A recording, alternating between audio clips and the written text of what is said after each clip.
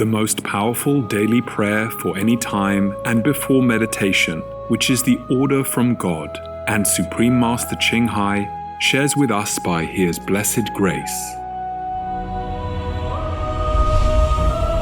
We humbly worship, praise, thank, obey, and love God Almighty, the Most High, the greatest, for world vegan, world peace, and our soul liberation. We thank, love, praise the only Son of God, who is the ultimate Master for our salvation. We follow the teaching of all the saints and sages. We thank, love, and praise them, who are the representatives of God for our spiritual elevation.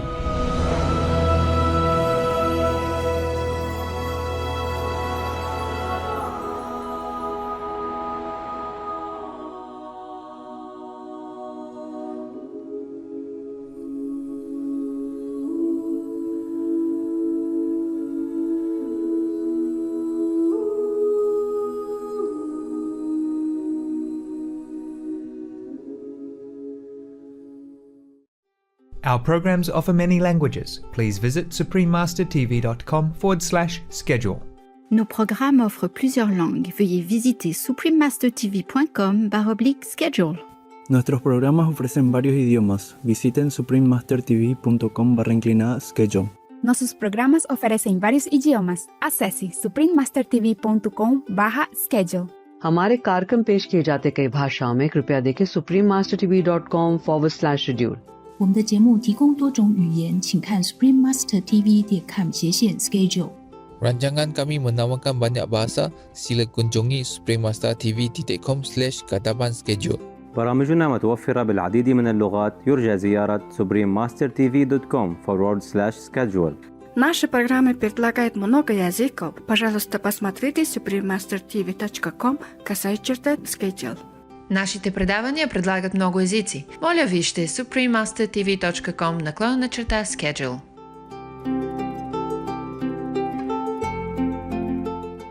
In the beginning of that primordial time of our world, these beings, they don't need to eat anything. These beings, they don't eat anything because they came from the third world or second world, or even astral world. And they don't eat anything.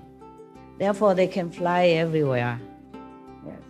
And they just live their life almost like the way where they came from, like from heaven. Please continue watching to find out more. Supreme Master Ching Hai's lectures are not a complete meditation instruction. Please do not try alone. For free of charge guidance, please visit godsdirectcontact.org or contact any of our centers near you.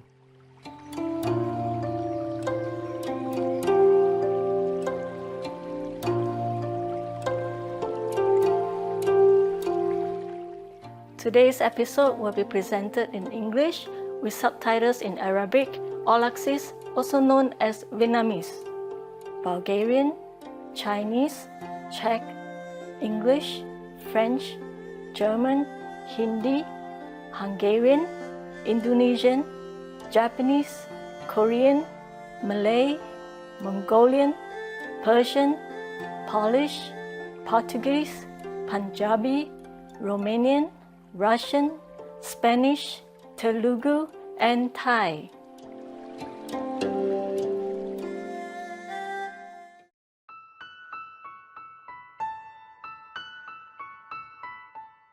亲爱的观众，很高兴见到您。我是伊凡，来自现代化的新加坡。这里以爱和真挚的友谊欢迎您。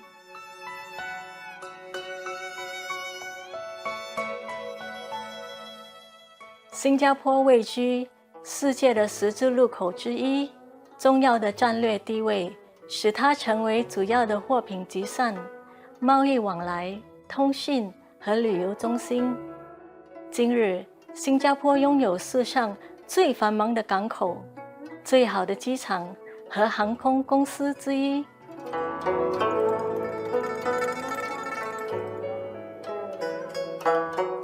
新加坡也以花园城市闻名于世。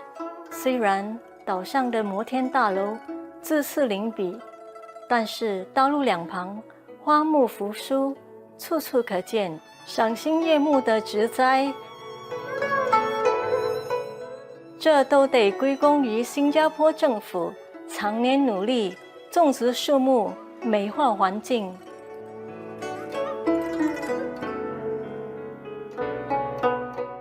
新加坡独树一帜，在于和谐地融合种族和文化。早期的移民由马来人、华人、印度人和欧洲人，成为一处民族大熔炉。各种族有其独特的文化，一年四季都有缤纷的特殊节庆，大家一起同乐。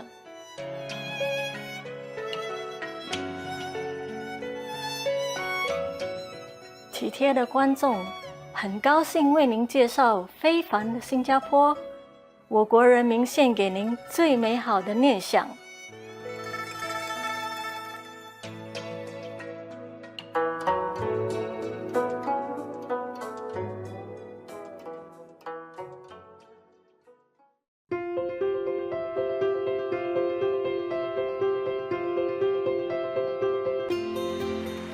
青海无上师30多年来与神圣教理照亮世界。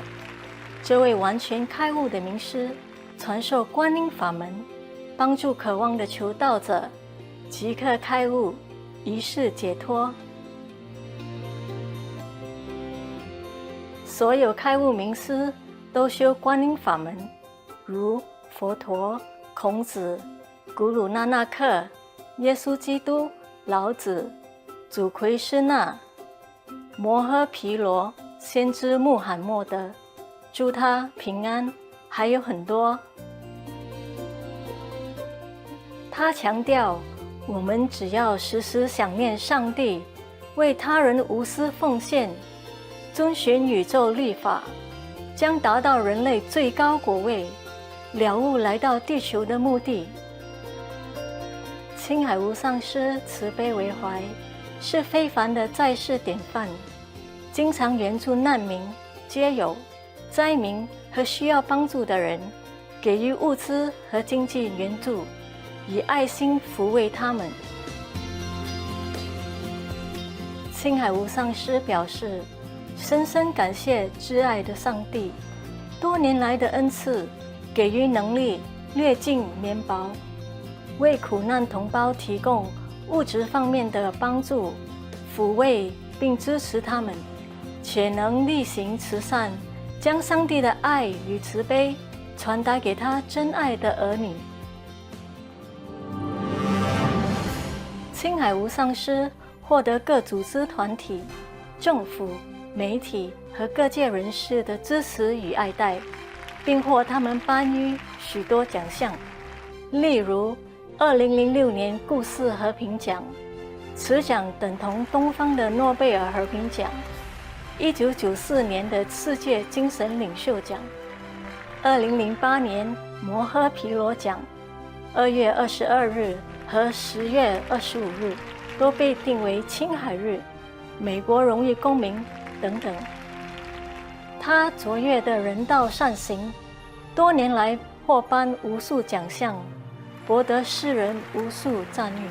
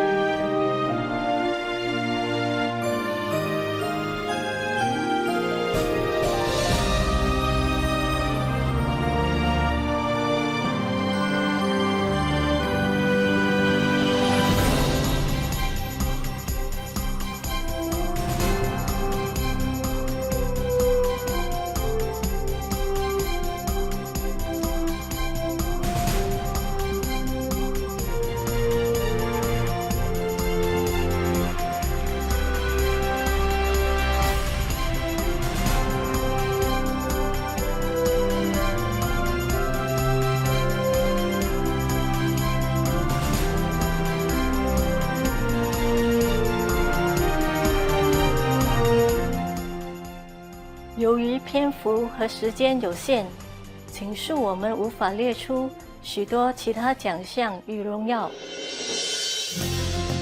致力为动物发声的青海无上师，提倡和平爱心的植物饮食。他更许下宏愿，希望人类醒悟，众生皆神圣，缔造和平辉煌的纯素世界，动物和人类共存共荣。他以各种方式倡导纯素生活，例如广发传单，您也可以选择这样的生活；开设爱家、国际纯素餐厅、纯素食品公司、纯素皮草产品和无上师电视台。他也经常呼吁政府和媒体领袖，并参加气候变迁视讯会议。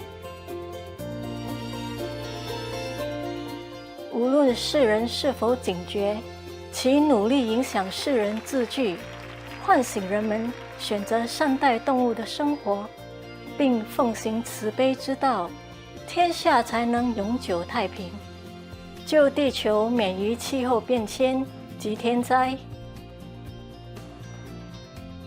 青海无上师多年来足迹遍布全球，从美国到非洲、欧洲到大洋洲，对大众和他的徒弟讲经开示数百场，阐释各种灵性主题。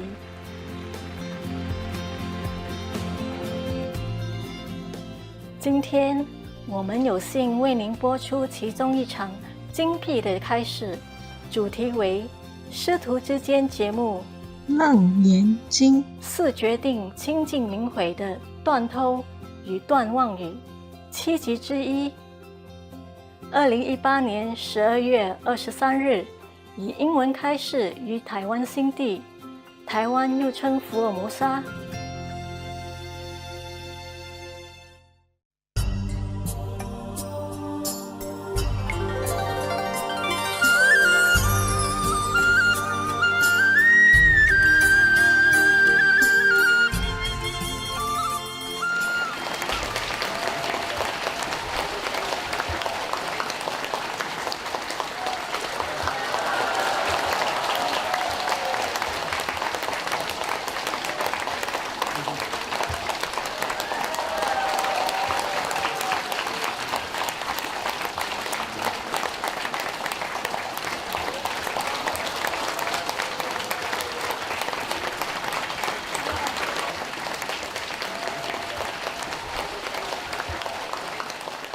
Hello there.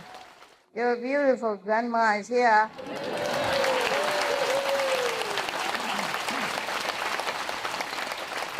New stuff. Bling bling. Bling bling, Fred. You know. Right. I joined the brothers. Bling bling. Okay. This is called something like enlighten or something like that. Awaken. You know better than I do. God, what kind of designer who doesn't even remember what she designed? Told you, grandma. Gee. Forgot many things. Too busy. Too busy about things that's not important.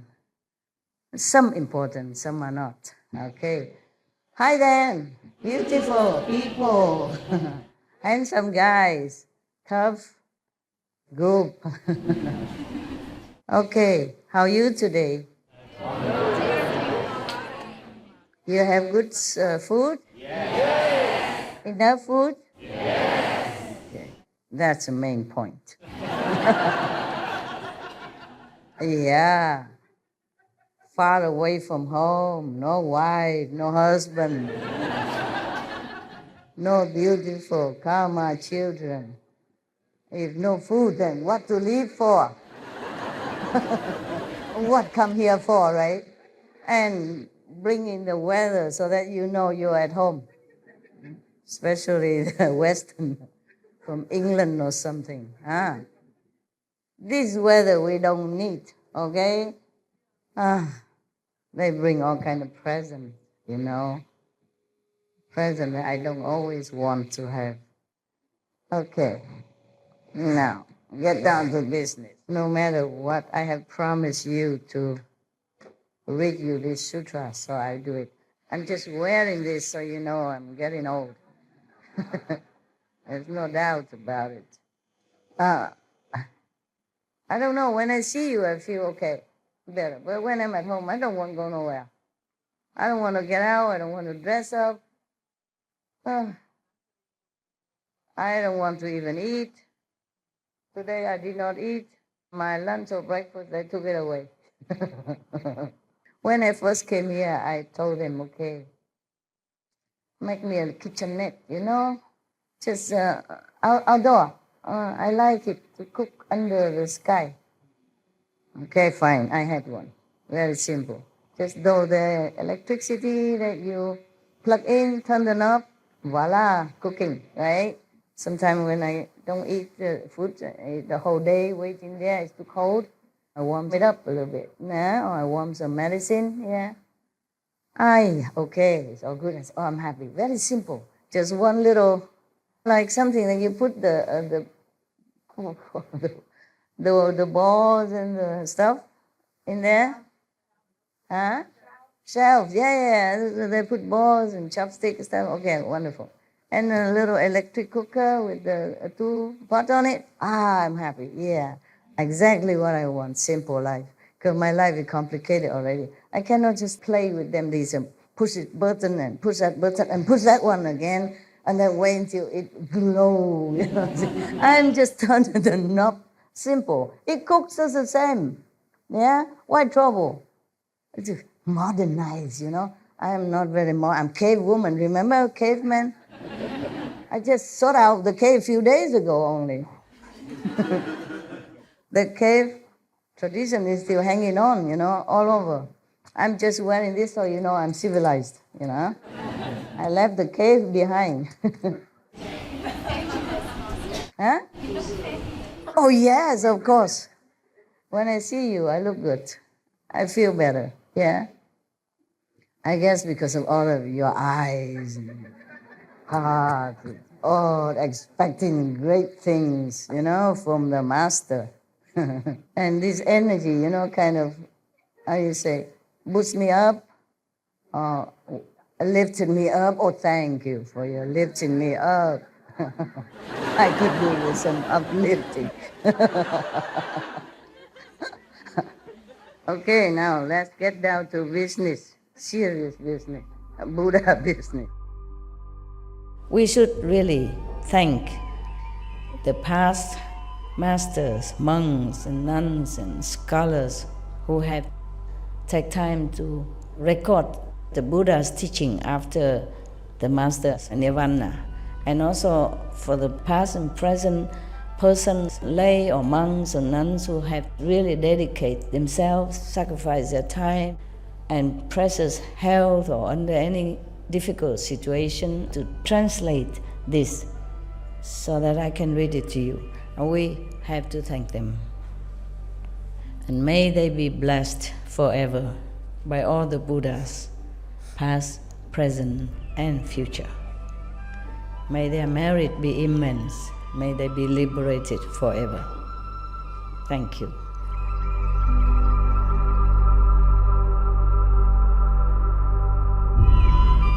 According to Buddhism and the believer and the tradition, when you read sutra and all that, you have to put on incense, flower, you know, and bow to the sutra first and thank all the Buddhas and Bodhisattvas in 10 directions, all respectfully, before you read it, okay?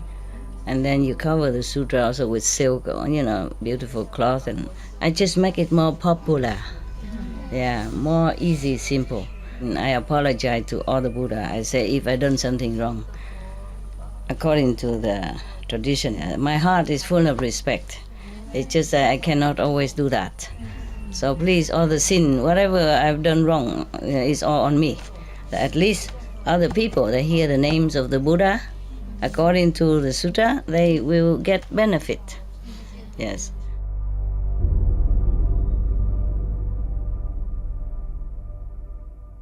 Okay, yesterday we were talking about the Buddha saying that a monk, real monk, should not wear any silk, should not wear any leather boots, yeah. In his time already had boots, silk, and furs, he say it here, yeah. Okay, camera, zoom in so that they know I'm telling the truth. Zoom, zoom, zoom, zoom. You see this one, this part, yeah. Buddha said everything here, okay? All right. Yeah. Buddha said so many things in here that could offend many people, offend many businesses, just like I do. Maybe that's why some people say, this is not a Buddhist sutra. It's not Buddha who said that. Nonsense. If Buddha didn't say that, who said that? Huh? I wasn't there. Was I? No, we were not there to tell people, be veg, go green, nothing. It was the Buddha who said this. That's why I said to the team, put the Buddha vegan, not vegetarian. Vegan. Was a lot of Jainism. Mahavira, he was also vegan. He even advised, not allowed, but he advised his disciple to not to even eat root, not to dig the root to eat it, because it might hurt the worms. The worms in the ground. There are some roots that don't attract worms, so you can eat. But there's some root maybe attract worms, and by the digging, maybe it will hurt the worms. All the masters are so compassionate like that. Yeah. Are you Hindu or sister? Hindu, right? Yes. Hinduism also emphasized ahimsa in any form at all. Yeah? Not to talk about going to war or killing animals, to each other, to insects, to everyone. Now, Buddha is no exception. The Lord Mahavira is no exception. So, not wear silk, not wear leather boots, not wear furs, not wear down. From the birds, the geese, young feather, yeah? Yes. Originally, I thought only when the feather fall down naturally, but maybe by the demand of the industry and the people, maybe they pluck, especially the little chicks. They care nothing. Chicken, if it's a male, meaning no more, cannot produce eggs, they just throw them in a drain and then just grind them and then die. Oh, I cannot sleep for many nights thinking of this poor chicken. Oh, God. Yeah. Okay. So you don't even consume milk. I mean, the monks, the Buddha talking to the monks now. Not even cream. Cream is from the milk, yeah? Not that kind of cream. Not soya cream or soya milk that we are using nowadays, because it's vegan, it's okay. And then butter, non-vegan butter, is made from milk. You know that, right? Yeah, in the old time. They churn the milk, make into butter and cheese. Yeah.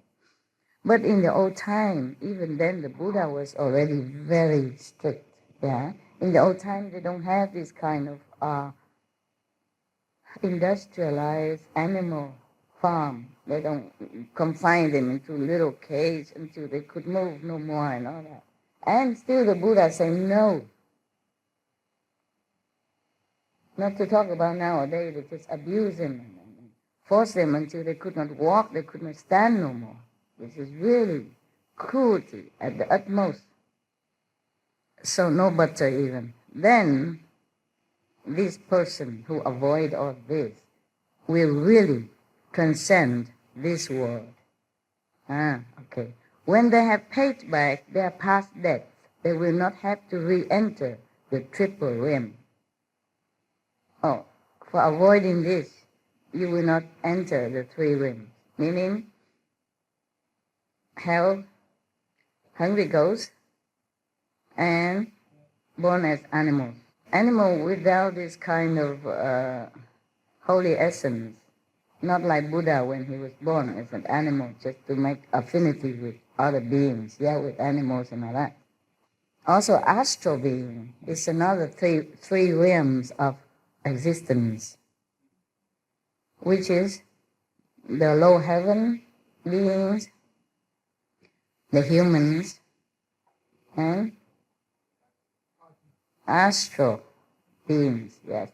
But don't say that all the astral beings are low and bad. No, just like if you read the book from Yogananda, his master, Sri Yuksawar, Giri, he's in the astral world just because he was appointed to be there to teach, the astral beings. These astral beings could be his former disciples also who has not been able to ascend further. Yeah, and the master, of course, will continue to stay there to teach them all the way up to the 5th level. Okay, that's why Jesus promised, I will never leave you nor forsake you till the end of the world. And that many words, not just this word only. So this is a promise of a real master. This is true like that. But hurry up, okay? Don't stay in the astral level and thinking, oh, master will come and take me anyway. It could take long, long eons. And you see other brother and sister on other religious group passing by you with flying color, and you're sitting in the astral world and thinking, when will I get up there? When? When? When? It's just like here. If here you don't practice diligently, you go up there, it's the same. If you don't practice diligently, then just staying there. It's like when we study in the class and we are lagging behind. And if you're lagging too long, then maybe you have to be recycled again so that you become human or others, so that you can continue to learn, maybe with other masters if you're lucky. You have enough merit. It depends on what you want, really. All right. So now, being a vegan, avoiding all animal byproducts, doesn't give you complete liberation. The Buddha said only he will transcend this world, not S, world, and with a D. Okay? Meaning, you be able to avoid the hell, the being hungry ghosts, or be reborn again as animals, like domestic animal, working very hard. I told you the story about a soul who's born in different animals, and when he was born as a horse, he also fed up. He tried to kill himself. Remember all that? No, I don't think you do. It's a long time already. If you have to listen to all my lecture, I think you will grow old. It's a big bird here. All right. He tried to kill himself as when he was different animals, but he never succeeded. Even if he succeeded, he was born again in another animal, and then tried to kill himself. But no use.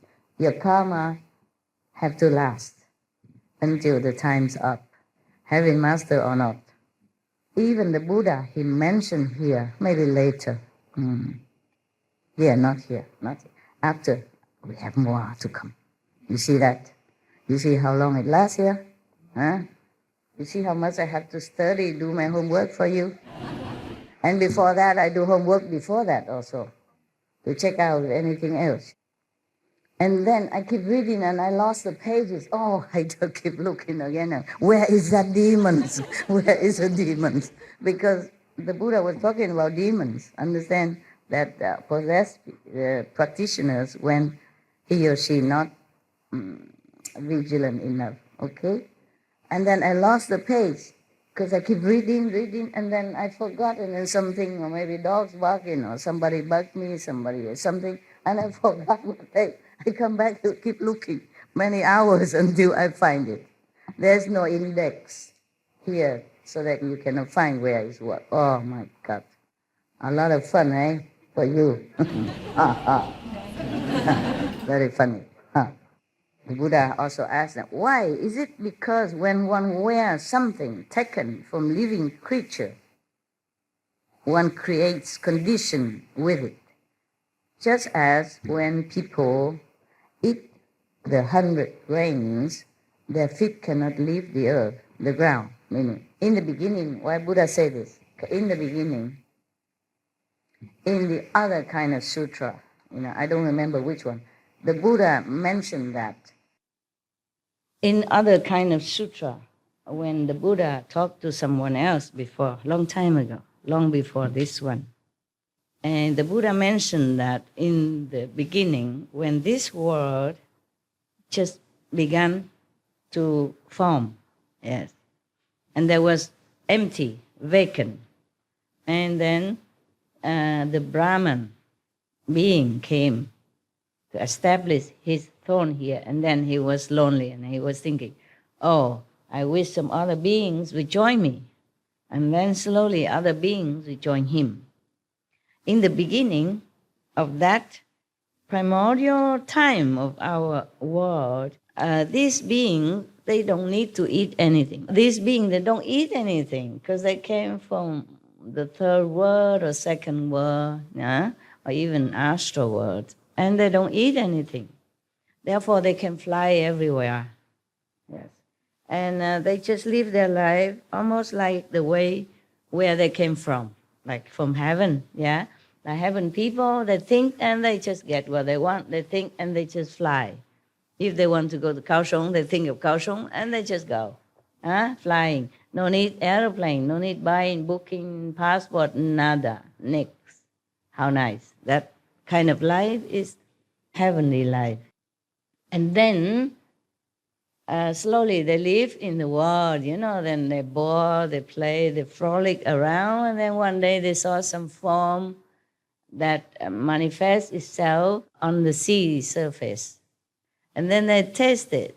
Oh, it tastes good. It's sweet and nice. That's the first time they ever tasted some physical substance. Okay, and then, they continue eating that. It tastes sweet. I guess it's seaweed or something in the very primary form, yeah? They eat, they like it, and then they eat, okay. And later they begin to feel like they should eat. They get the habit of eating. And then they look in, there's no more form around. The sea doesn't supply enough, so they go look something else. They see some crawling plants or some with flowers and look good, so they tasted it. It tastes good. So they continue eating that. And later they saw some fruit from the trees and they try that. Then they eat that. Oh, feels good. And so they continue eating one thing after another. And later they found some grains, and then corn and stuff like that abound on the earth's surface. They keep eating one thing after another. And then the more they eat, the shorter they can fly. The more they digest these earthly food, the lower they can ascend their body. And then their body begin from the etheric body, from the light body, it become more and more coarse and dense. And then slowly they cannot fly no more. And we are the descendant of these no flying people, according to Buddha, story. Now, the Buddha mentioned here, like the human who eats 100 kind of grain, meaning a lot of grain, doesn't mean we eat all 100, but, like 500, 2,000. 800 kind of grain cannot leave the ground, cannot lift his feet up from the ground. That's why I want to explain this to you, why the Buddha said that. Got it now?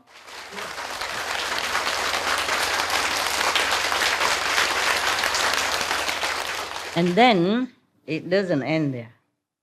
After that, they eat the grain, yeah? And in the beginning, the grain is a big, huge kind of round thing. Like, the rice, for example, a grain of rice is as big as, I don't know, maybe a few meters circumference, round like that. And then at the time, whoever needs to eat, that grain will just roll and roll to the door of that person. But later, they keep eating too much and the grain becomes smaller and smaller. maybe the marriage has diminished, until smaller size, and they become more and more human, earthling-like. So the grain becomes smaller, so they will use it, and then it's scattered on the ground, and they grow into smaller grain, But nevertheless, it grows a lot. So more than enough for everybody. And they grow other things, like fruit, vegetable, fragrant herbs, all that. Okay. Everyone, they grow on the field. Everyone wants it. They just go out and get as much as you need. Okay? Tomorrow go get again. And then slowly their form change from like a genderless, becomes, they are different. Depends on how much you eat. The more our ancestors eat, the less beautiful they became. And then their form change. Depends on what they eat or how much they eat. They change into men and women. And then it becomes the desire be born out of these the different shapes. And then they begin to do things to each other. And then everybody else who doesn't do it yet point at them, say, how can they do that to each other? We're brother and sister. Oh, that's very bad, very bad. And they begin to then hide themselves. They start to have to find some place to hide. Then they start to live in cave and all that. And there's not enough cave then, as people begin to desire each other and try to couple with each other. And then so they build houses, and then they need land, and then they begin to possess, this land is mine, and then put fence around it. And then later, because they are too busy with each other, men and women, they're lazy. They don't want to go out into the field where the food were growing for them. So they don't want to go every day to get it. And then so they go out and take a lot to their home at one time. So they don't have to keep going out again. And therefore it becomes food shortage. And then they begin more and more trouble, conflict and fighting, and then possessive, and then begin to say, this piece of fruit land is mine, that is mine also, I harvested yesterday, today will be mine again, next week, next month, next year, all mine. And then it begins the trouble, fighting, competing. And then the government are born. Because somebody has to interfere with all this fighting and arguing and quarreling. Okay, and then you have police, and then you have army, and then etc., etc. And we inherit all this until now. So, now you know.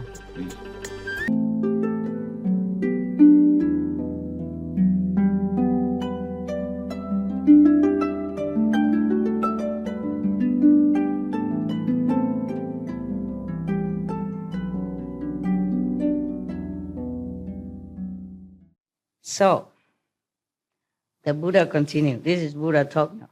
So, both physically and mentally, one must avoid the bodies and the byproducts of other living beings by neither wearing them nor eating them. It's so clear. I read word by word, It's not me, I say that, Buddha said, I say that such people have true liberation. Then finally, they also have liberation if they don't eat meat. I guess if they don't eat meat and wearing animals or using animals' product, then they are at least liberated from the 3 lower incarnations. And then because they continue to do that, they have no more bad karma, very little karma. Then when any master comes, they would be able to find him. The master will find such a pure and karma-less people to save them. Then, of course, finally, they will be completely liberated. Sooner or later. So that's why the Buddha say that such people have true liberation. The Buddha said, what I have said here is the Buddha's teaching. I mean the saint's teaching. Not just him teaching, but him in the lineage of the saint. The Buddha's lineage, the saintly lineage.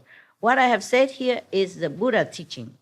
Any explanation counter to it is the teaching of Papayan, I mean the heretic, or atheist, not true teaching.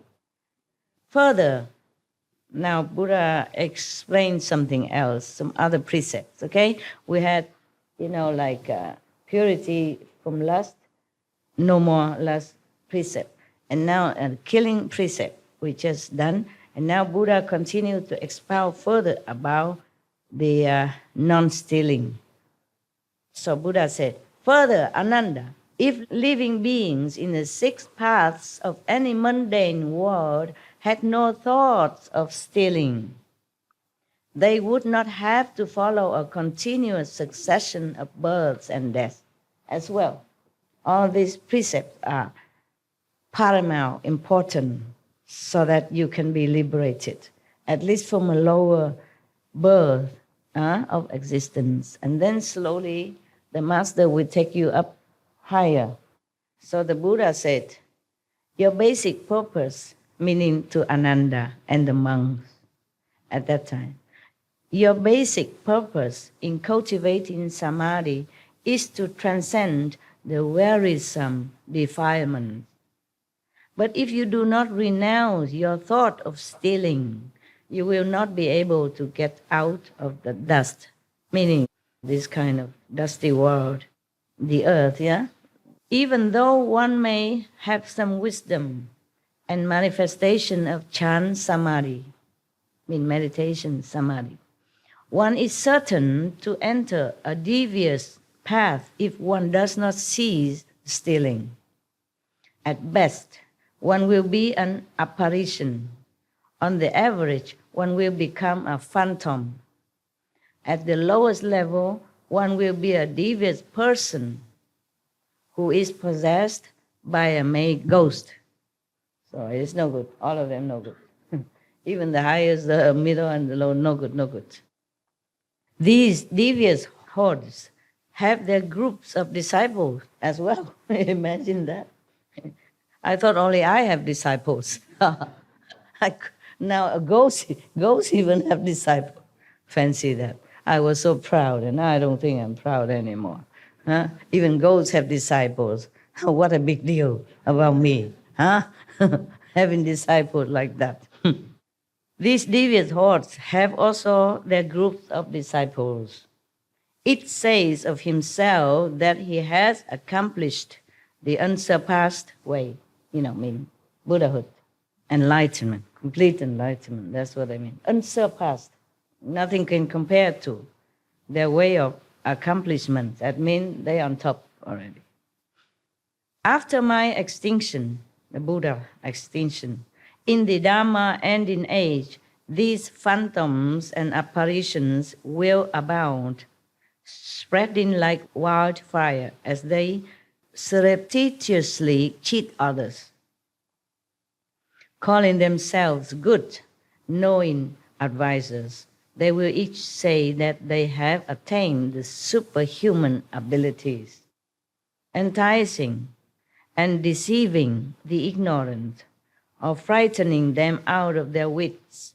They disrupt and lay waste to households wherever they go.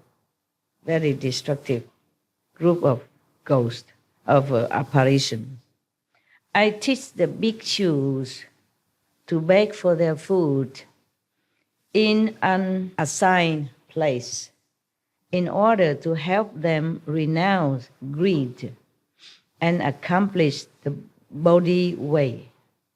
The bhikshus do not prepare their own food, so that at the end of this life of transitory existence in the triple realm, they can show themselves to be once returners who go and do not come back. In this case, the Buddha means triple realm, meaning this world and a little bit higher, to the Brahma. So when you pass all this world to pass the Brahma realm, then you are truly liberated forever. So in this case, if the bhikshu, the monks, do whatever the Buddha has listed above, then he will surely be liberated. Yeah. And see, they never come back. Yeah. Once returners who go and do not come back. Okay. Then why does he say once returners? It could be that they have returned already into this world one time only. Yeah, already they exist already as a human, as monks, but they will never come back again. If they go up to the higher level, they will never come back again. Truly liberated. Okay, got that. How can thieves put on my robes and sell the thirst come one, saying that all manner of karma one creates is just the Buddha Dharma?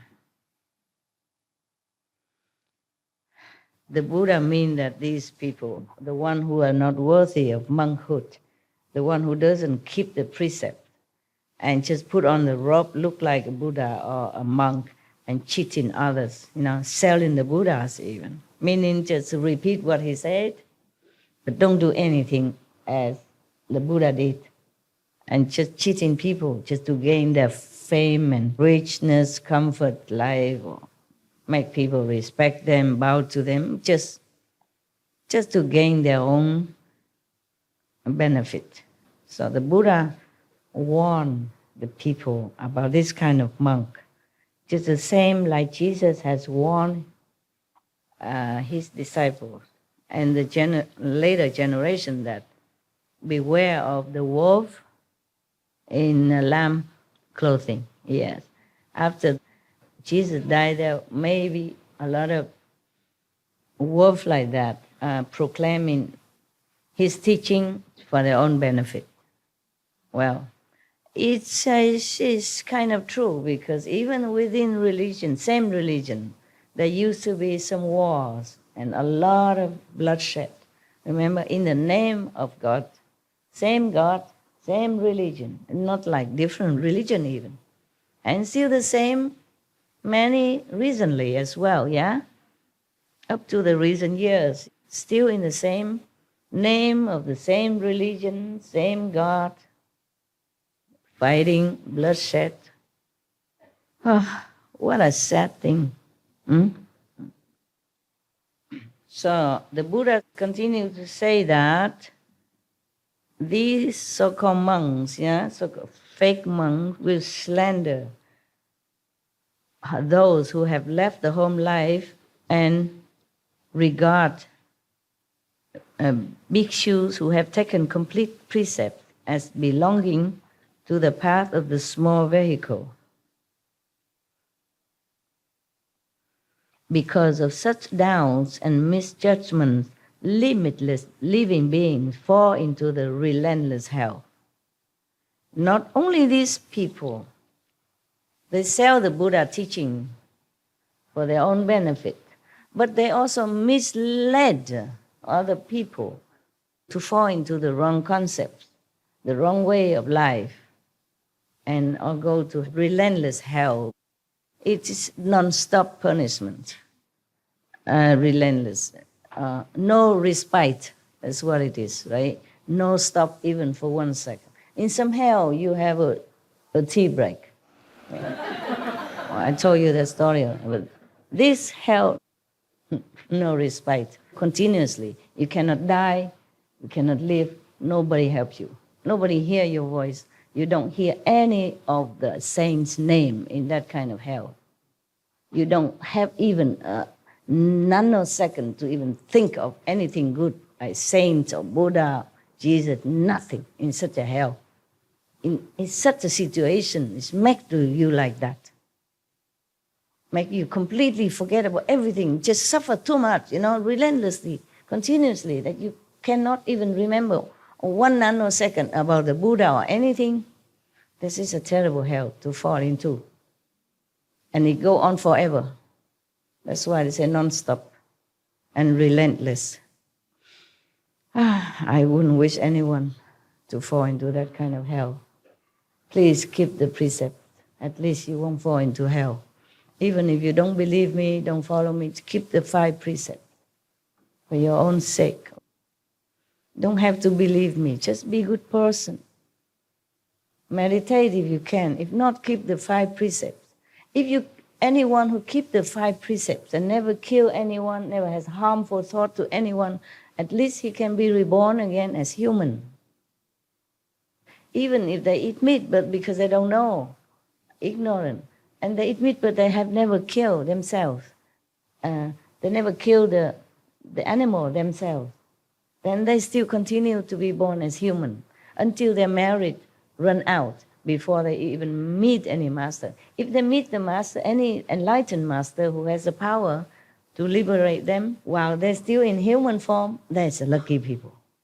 Because their merit is still have to attain, to remain as a good human, healthy and sane intellect, to understand what the master is talking about and follow a master. But if their merit run out or they become handicapped or mentally incapable, then even they meet the master, useless. Understand? They don't understand what is it all about. They have to understand what the master teaching in order to uphold it, to follow it. Then they can be liberated. So keep the 5 precepts. Always think good, do good, and help others if you can. Then you'll be surely reborn again as good human. Have a decent life or maybe rich life. Depends on how much you give and how much heart you have while you're giving it. How pure you are when you're giving. Yeah. Then you'll be rich or medium, rich or poor accordingly. Okay? Yes. Master also no exception. Not because you are master and then you can just live recklessly and disregarded of the law, or no helping people, no sympathetic to people, and no charitable heart, then also no good. Actually, before you became a master, you must have been trained all that already. Otherwise, you couldn't be a master. What I meant is, even you have become a master already, but your karma in the past life, you have not paid, still have a little bit, then it will double, triple, 100 times more, so that you suffer more than normal people.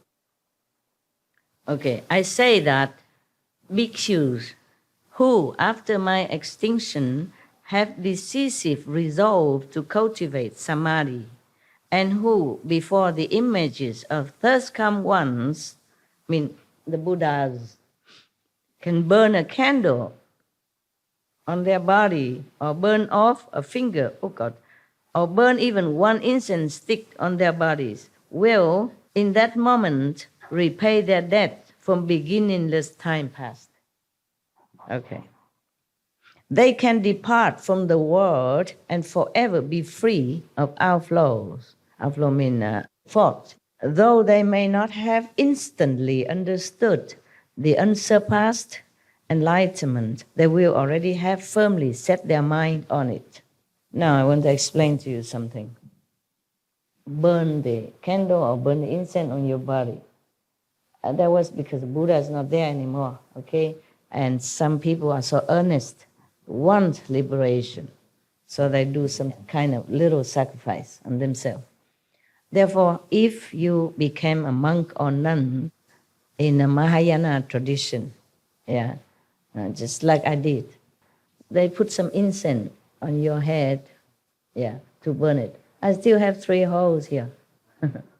Some burn even more, but 3 is the minimum, just because of that. Because it's believed that if you do a little sacrifice like that, you will be free from sin. If you set your mind truly, firmly on the path of renunciation and to help yourself and sacrifice for others. This is a symbol of sacrifice and disregard your comfort for other beings in the future.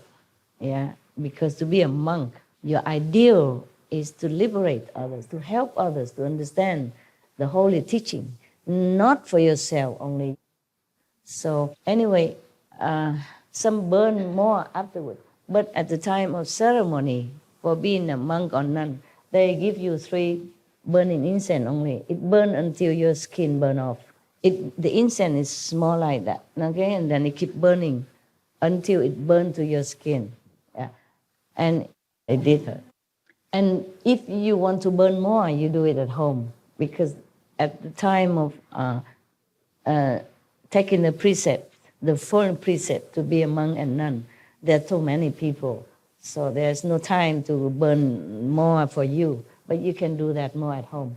Of course, your head are all shaved already. So it's only the skin, the tender skin.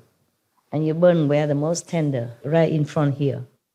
That is a symbol of self-forgetting, self-dedication, self-sacrifice. So that you remember that you must do everything you can to help others, okay? Right.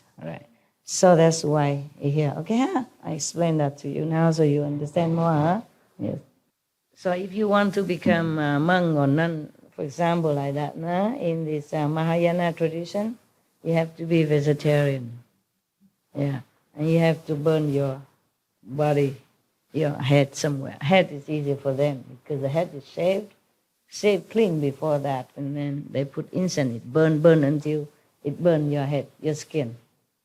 And then after the incense has burned to your skin and the incense has no more burning, it's only ash, then they will take the ash away and they give you some cool watermelon to put on it. And they take care of you very tenderly, though. Very nice people. So the Buddha say that. The Buddha gave many, many methods to purify yourself because he knows after he left, they might not be able to meet any other master. Even if you met a master, you will not understand it, you will not know. So if you continue to follow the Buddhism, and if you do this and that, then the Buddha will also be connected and help you somewhat. So it doesn't matter which tradition you follow. The original master will also try to help you. It's just the problem is a human that rejects it. Jesus, for example, Jesus always tried to help invisibly, but human that reject him.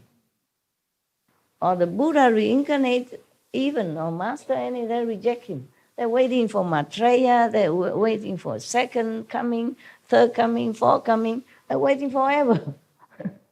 That's why I don't want to make a Ching Haiism. Because if I registered our group as an ism, then we have more privilege, more easy access, more easy.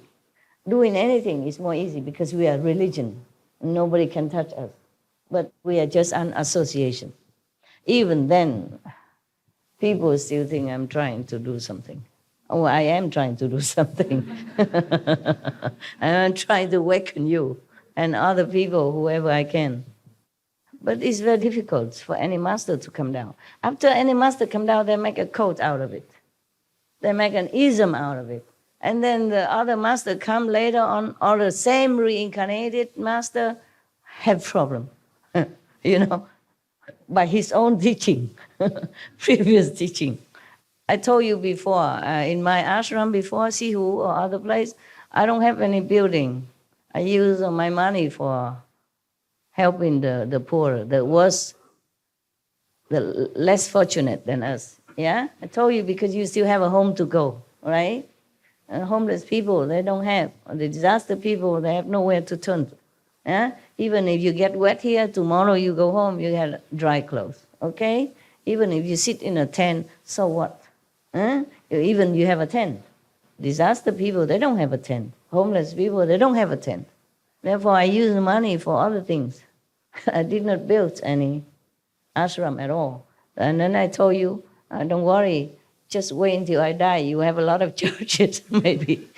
Ching Hai church is possible. You see, after the Buddha, when he was alive, he would go begging for food. And now, beautiful temples everywhere. And if the Buddha reincarnated, he has to pay a ticket to go in, maybe. Or have to buy some incense or fruit to make offering or something. Or have to registered as a Buddhist or something, or the same with any religion. When I was in the Himalaya, I normally sit outside and meditate on the rock or somewhere outside, outside in the forest or something. But some days it's too hard or too cold or something. I went inside one of the temple to sit. And the monk kicks me out. Out? No, you cannot sit here. Yeah, I just sit and meditate only. And my legs were cramped or something. I couldn't get out fast enough.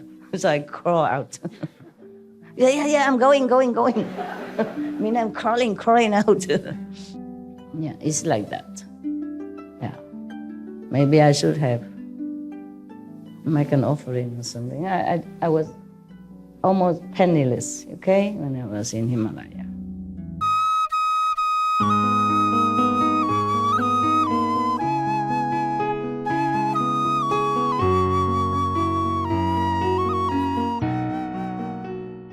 All right, continue with the Buddha.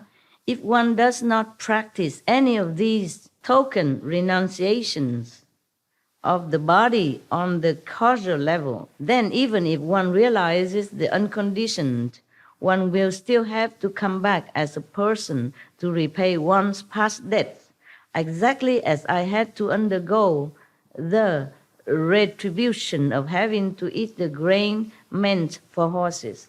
The Buddha had to one time eat the grain that meant for horses or other food meant for horses for 3 months. Probably because he has a little bit of debt he did not pay.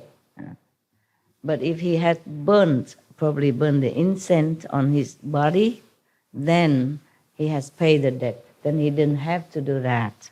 You see, Buddha very compassionately explained all this, and he even confessed his own debt at his own expense, not wanting the disciple to worship him as a perfect, flawless, enlightened being, but still has some debt to pay from the past life. But this is a Maya arrangement that way, so that the Buddha had to have some debt.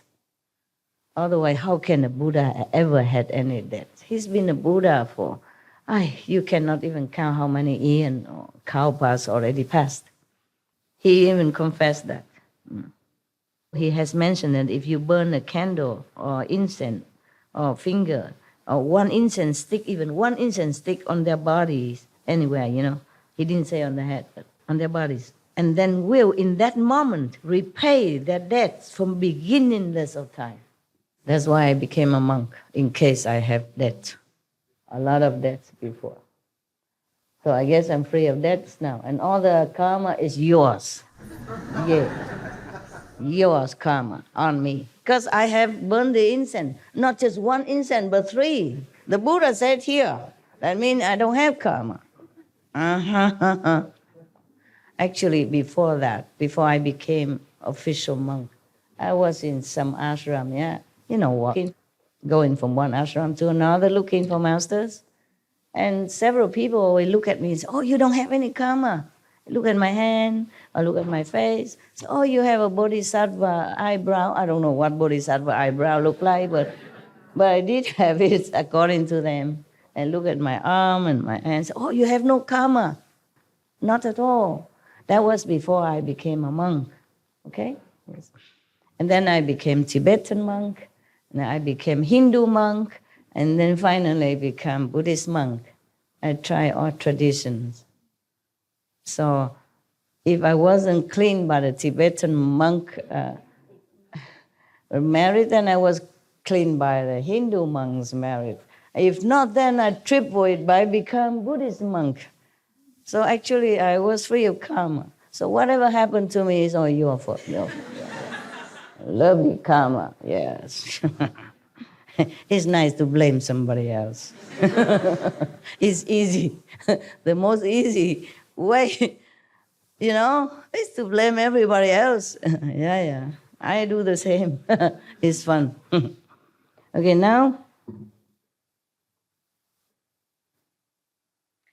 the Buddha continued, when you teach people in the world to cultivate samadhi, they must also cease stealing, This is the third clear and unalterable instruction on purity given by the first come one and the Buddhas of the past and the honor ones in the past. I mean, many Buddha. One Buddha after another, all the Buddhas teaching this way, all the saints, all the first come ones teach this way. The precept is important. That's why even if you become a monk or not even you burn incense, or you still need to take precept. You take the precept so that you always go straight, you know. I give you only 5 precepts and you complain and sometimes you don't keep some of it. If you become a monk, 200 something precepts, monks and nuns, similar, understanding in the Buddhist tradition. I don't want to tell you this because if you know it, you have to keep it. Because you're lay people, so I cannot tell you. You understand me? Yeah. All kind of precepts you have to keep, not just 5 precepts. But these 5 precepts, even as Buddha mentioned here, are the main one. Okay? Because if you don't keep your mind pure from lust, other precepts also will be kind of depleting and, how you say, lacking. Okay? For example, if you're lusting after a woman, and maybe she's already married, or she's unattainable, and then, I don't mean you, but I mean some people who lacking of moral standard or lacking of self-control might try to find a way to harm anyone that get into his way to possess that woman of his desire. And then other precepts can also be broken. Therefore, the 5 precepts are the mother of other precepts, okay? Right. Keep them. Keep them with your life, okay? It's not just a written words. It is your life. It's your guaranteed shine for happiness ever after. Even if you stray from my teaching, keep the 5 precepts, okay? Because if you don't, you will be very terribly regret when you go to hell and undergoing all kind of payback punishment. Okay, huh? I don't want that to happen to any of you or anybody at all. But you already been taught right from wrong, so you do keep it, huh? It's not that difficult. 5 precepts is a very simple rules which should not be even a precept. It should be like a standard living way of a human, a decent human, not to talk about saint or practitioner or anything like that. Keep them. In Catholicism or Hinduism or Jainism, they all keep precepts. They all have this kind of basic ahimsa. No harming to others, yes? And stealing is also harming others in a different way, yeah? Because if you steal somebody money or something that he or she needs, then you discomfort that person. You make her and him, hers or his life not smooth, and then you make him worry and then distracting him or her from their daily routine or efficiency to their work, whatever they're doing. So when you do something, think twice, okay, before you do it. That's all, very simple. Whatever not yours, even if worthless, don't take. Very simple, okay? Is that difficult? No. Been told decades already, huh? The Buddha tell Ananda that when you teach people in the world to cultivate samadhi, remember, because Ananda asked the Buddha, how in the future can I help all the beings, even though I myself are not very highly developed, I'm not, maybe not saved yet, but I want to save others. I want to try. So the Buddha teach him all this, yeah? So he continued to say, when you teach people in the world to cultivate samadhi, meaning after Buddha is gone, nobody there, then if you want to teach others and teach them all this, all the above mentioned, regulation, precept, principle, okay? And plus, if they want to cultivate samadhi, they must also cease stealing. Yeah, don't steal anything. This is the third clear and unalterable, uncompromisable. That is the real truth. Nothing can replace it. No killing. No unethical sexual relationship. Okay? No stealing. Even if you're married, you have to, I say, taper off. The master in India, even they are married. Many of them do. Yeah. Because they're married already before they became a master. Or even afterward. But they have couple interaction only 3 times a year. Just to make children. To do the tradition family. That's all. Not because they're lustful after that. Just kind of duty. So this is unalterable rules of the universe that you must keep in order to be liberated, with or without the Buddha presence. Now, therefore, Ananda, if cultivators of chant, samadhi, in meditators, do not cease stealing, they are like someone who pours water into a leaking cup and hopes to fill it. I mean, useless. Useless. You waste your time. If you pour water into a leaking cup, will the water stay inside? No.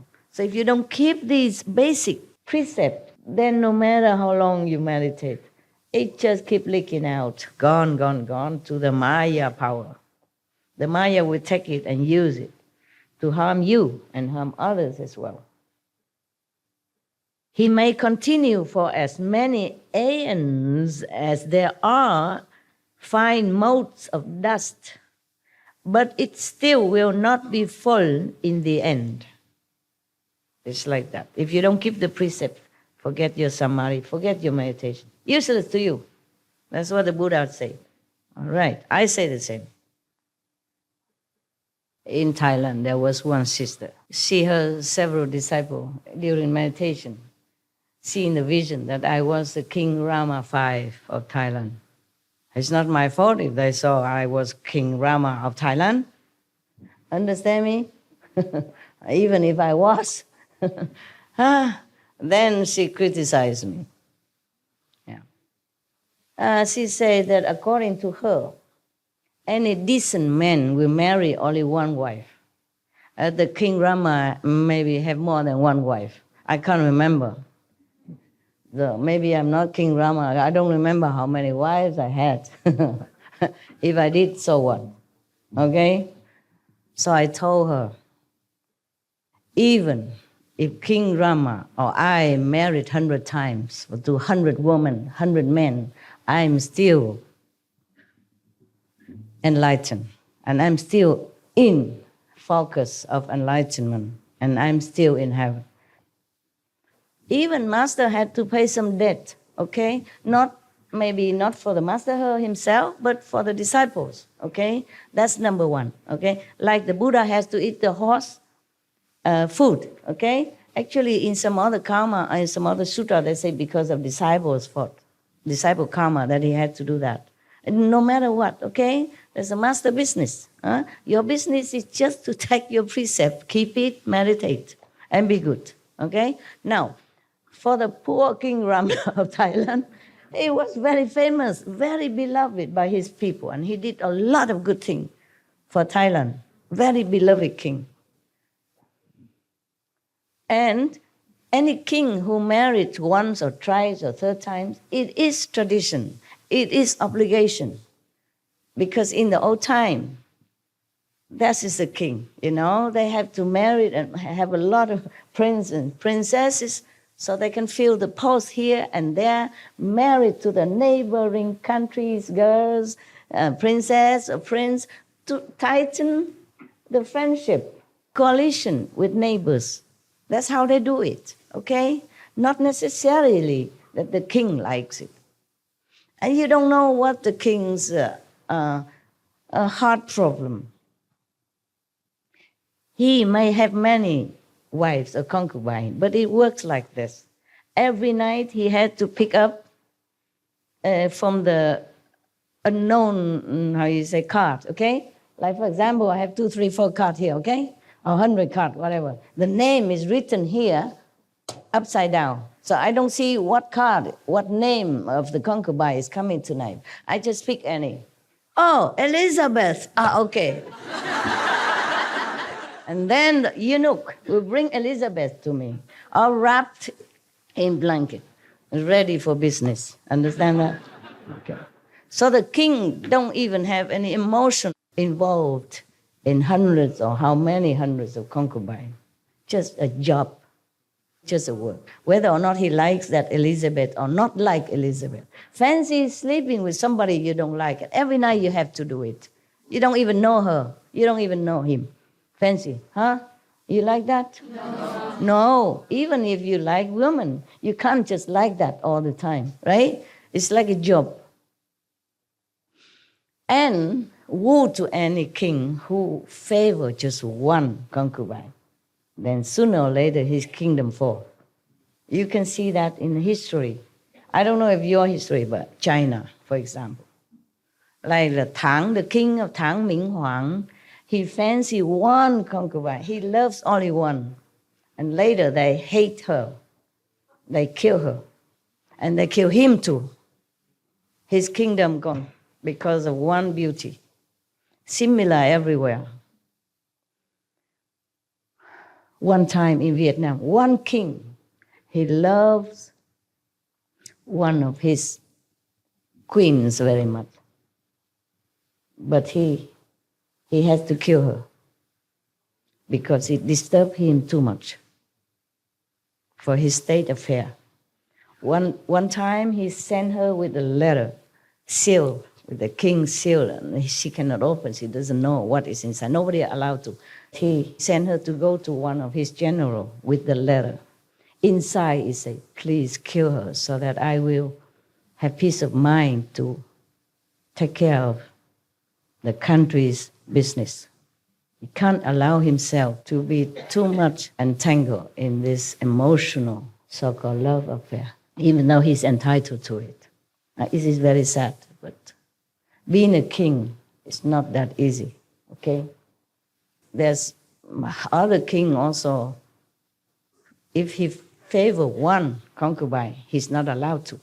Even if he allow himself to do that, the whole court, royal court, or his mother, his advisor, they won't fancy that. They won't allow that.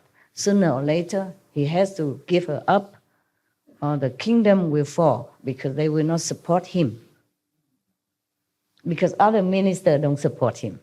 Other family, powerful family in the country who offer their daughters to the king will not support him.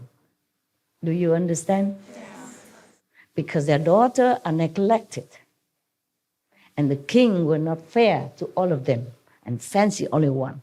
Then all the people will slowly fall off their favor. And then the king is alone. And with the queen who's being envied, jealous, hated, want to destroy. And then sooner or later it fell. Many times in the history of China, especially like that. You read them, okay? And you know. So to criticize a king of having many wives is not fair anyway, okay? Whether or not I was King Rama or the King Rama have many wives or not, who cares? You have to see more, bigger picture. You can't just point your nose into the toilet alone in the house and say, oh, this place stinks. The toilet stinks, but not the whole place. The king, he has duty to his nation. He does everything or did what he can in order to uphold his country, to develop peace with all the neighbors. In order to do that, he had to marry his prince and princess to different countries' royalty. That was in it before. That's how they make peace and,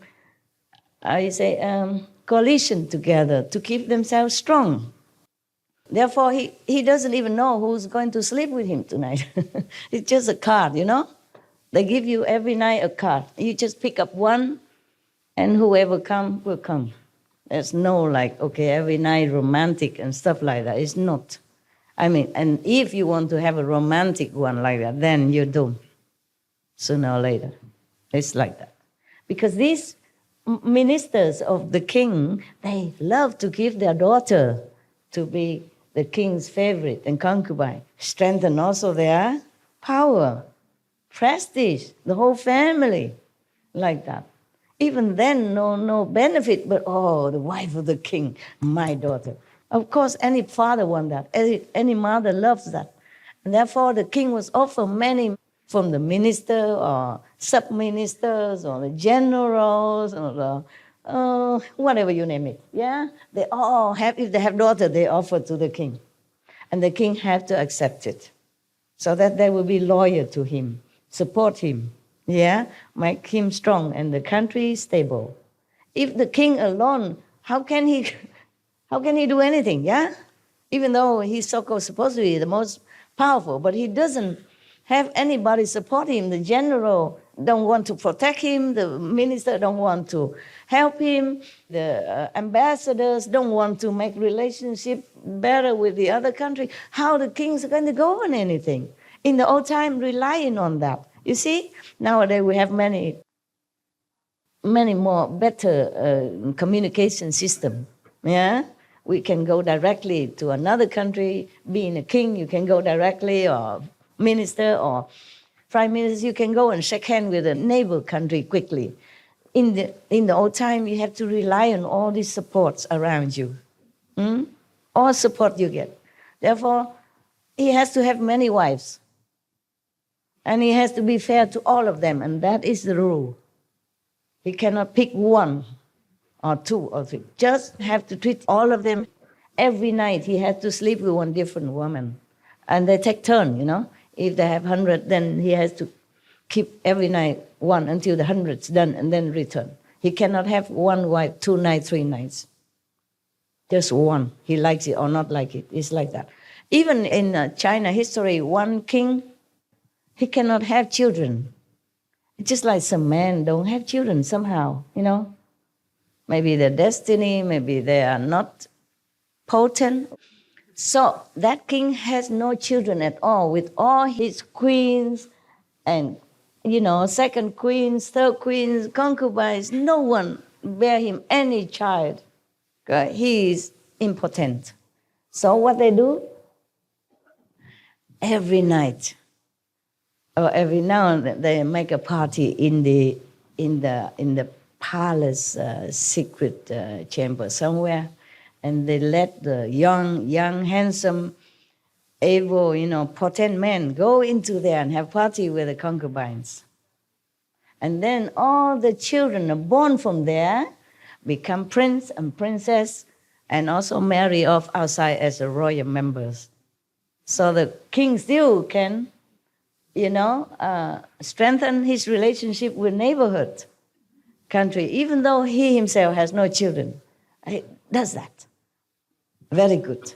You see, so the king cannot even afford jealousy, not possessiveness of any concubine, even though if he's important, he cannot even afford to feel bad and then don't let other men come in and sleep with his so-called wives. He does that for the country. That is the man. No matter how many wives he has, is a good king. You capiche now? Yes. You have to have wisdom, fairness, and IQ, okay? Not just judging a little petty here, petty there, petty. It's no good, okay? It's a little mundane, but you should know a little bit, okay? Being a king, you know, it's not that easy. Nowadays, king doesn't have to have many wives anymore. But even then, I remember some decades ago, one queen of a country cannot bear children, and the king has to abdicate her. And she has to be dismissed because she couldn't bear children. King have to have children. To continue the royal lineage is an obligation. Obligation. So some nowadays, even the prince is married to some lady, even royalty or not, she has to bear children, and right away, almost right away after wedding. Before that, they can be boyfriend, girlfriend for years, but have nothing. After married, immediately have children. You can see that, you know that.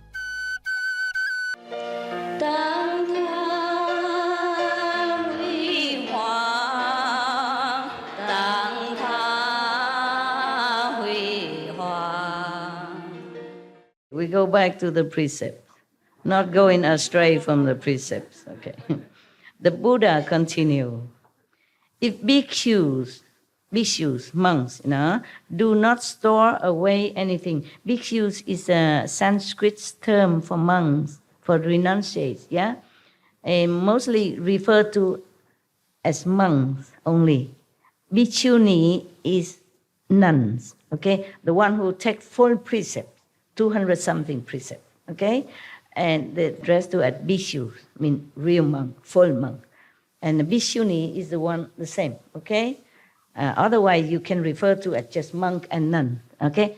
In this, the Buddha addressed the full monk, the high monk, okay?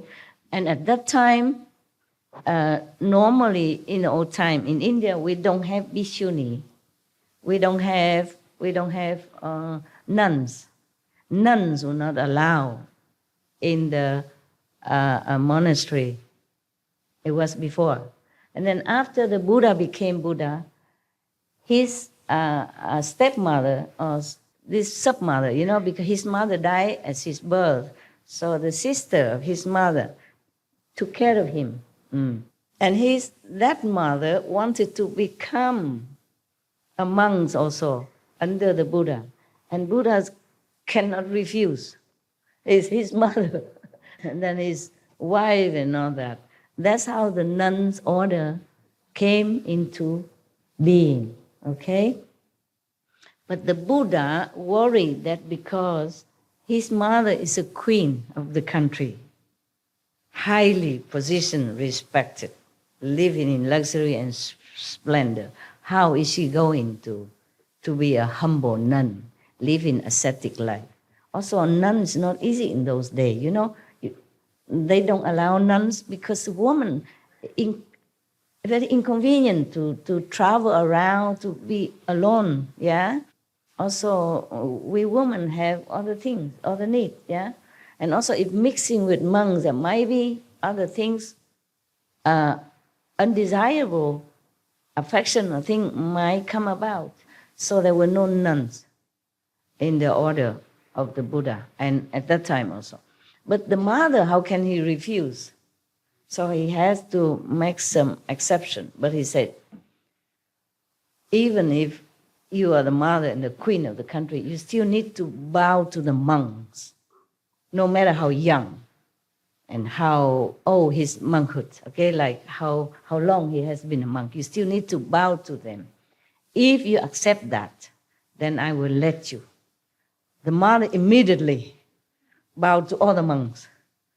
Yeah, and so the Buddha has to keep his promise. Same from then on, all the nuns in the Buddhist tradition, even though they took the full precepts and the full-fledged nunhood, just like equal to the monks, they still have to bow to the monk because of that. Not because the Buddha disrespect his mother, but number one, because she has to be humble, okay? To be a monk and nun, you must be humble. Otherwise, what's the use? You just sit there and to take people offering and prostrating to you. Therefore, the Buddha make them go out and begging and all that, just to train humility and lessen greediness, yeah, and possessiveness. So being a monk and nun also has a very good advantage. You train yourself in some discipline. It's a very noble kind of lifestyle. Very frugal, very humble, but high living, high thinking, high enlightenment. And now,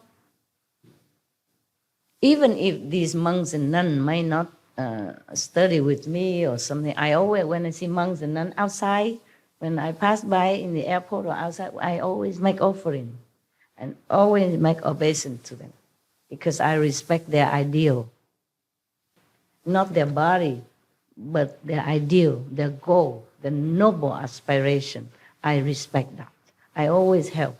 I always offer whatever I have in my pocket at that time, anything, and pay very much respect, humbly to them. Because I think that kind of noble ideal of monkhood as nunhood is very difficult for anyone to follow. And if they can uphold it, they deserve respect. Whether or not they will be liberated or not liberated, I don't know who is high monk, who is low monk. I respect them all, okay? The ideal of life. You connect the pieces that we can't get from the Bible or the Sutra. We can read, and read, but we can't connect it the way you do it. Oh, really? Wow, I'm proud of myself. Thank you, Fred. Thank you. I don't know, it just come out. You can see, I always lecture spontaneously, talk spontaneously. I don't have any prompters or anything, whether or not I talk with the public or I talk with you. There's nothing prepared. Well, it's something maybe you have to know or you should know so that it strengthens your resolution in your practice. Yeah? It clears some doubts in your mind. So when you meditate, you're more focused. That's also good for you, huh? One other thing, when people read the Bible, they can associate things with Jesus, but they cannot remember or they cannot associate it with any other master in any other way. And by listening to you and coming to know you and coming to understand what you're saying, now I can connect the Bible. And I really didn't understand it like you think you do, but I can understand it now because listening to the pieces you put together and the way you can hear one part and you don't quite understand it, but you can remember a scripture or two to connect everything. And this is what you've been able to do. You enlighten, that's why. Yeah. By listening to talk, you can also be enlightened. It's just one method of enlightenment, one of the 84,000 methods. Yeah. Yeah, some monks in the Buddha's time, just hear the Buddha's voice. He became enlightened, became arhat. And that's how some people get enlightenment also, okay? It's just that Kuan method is the surest way, the long-lasting, and always can rely on, okay? The Buddha said that, but in another retreat, I will remind you again. I don't think we have time for this retreat, but another retreat, okay? When you go home, work, take a rest for me, and then I recover or do some more of my job, then we have another retreat, then we go further, okay?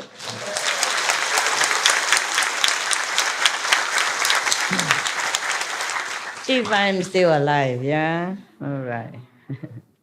Okay, now. Yeah, because sometimes I'm thinking to myself, can I continue? That's what it is. But thanks to your support and your love and your enthusiastic energy, I survive every time I come out. Survive.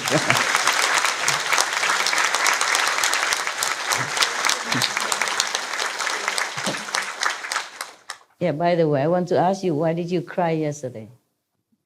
Well, there's a lot, Master, but everything you say answers something that's in my mind. Oh. It's really incredible how I can be thinking or feeling or wondering something, and you just sort of answer exactly what was in my heart. A lot of the things you were saying yesterday were so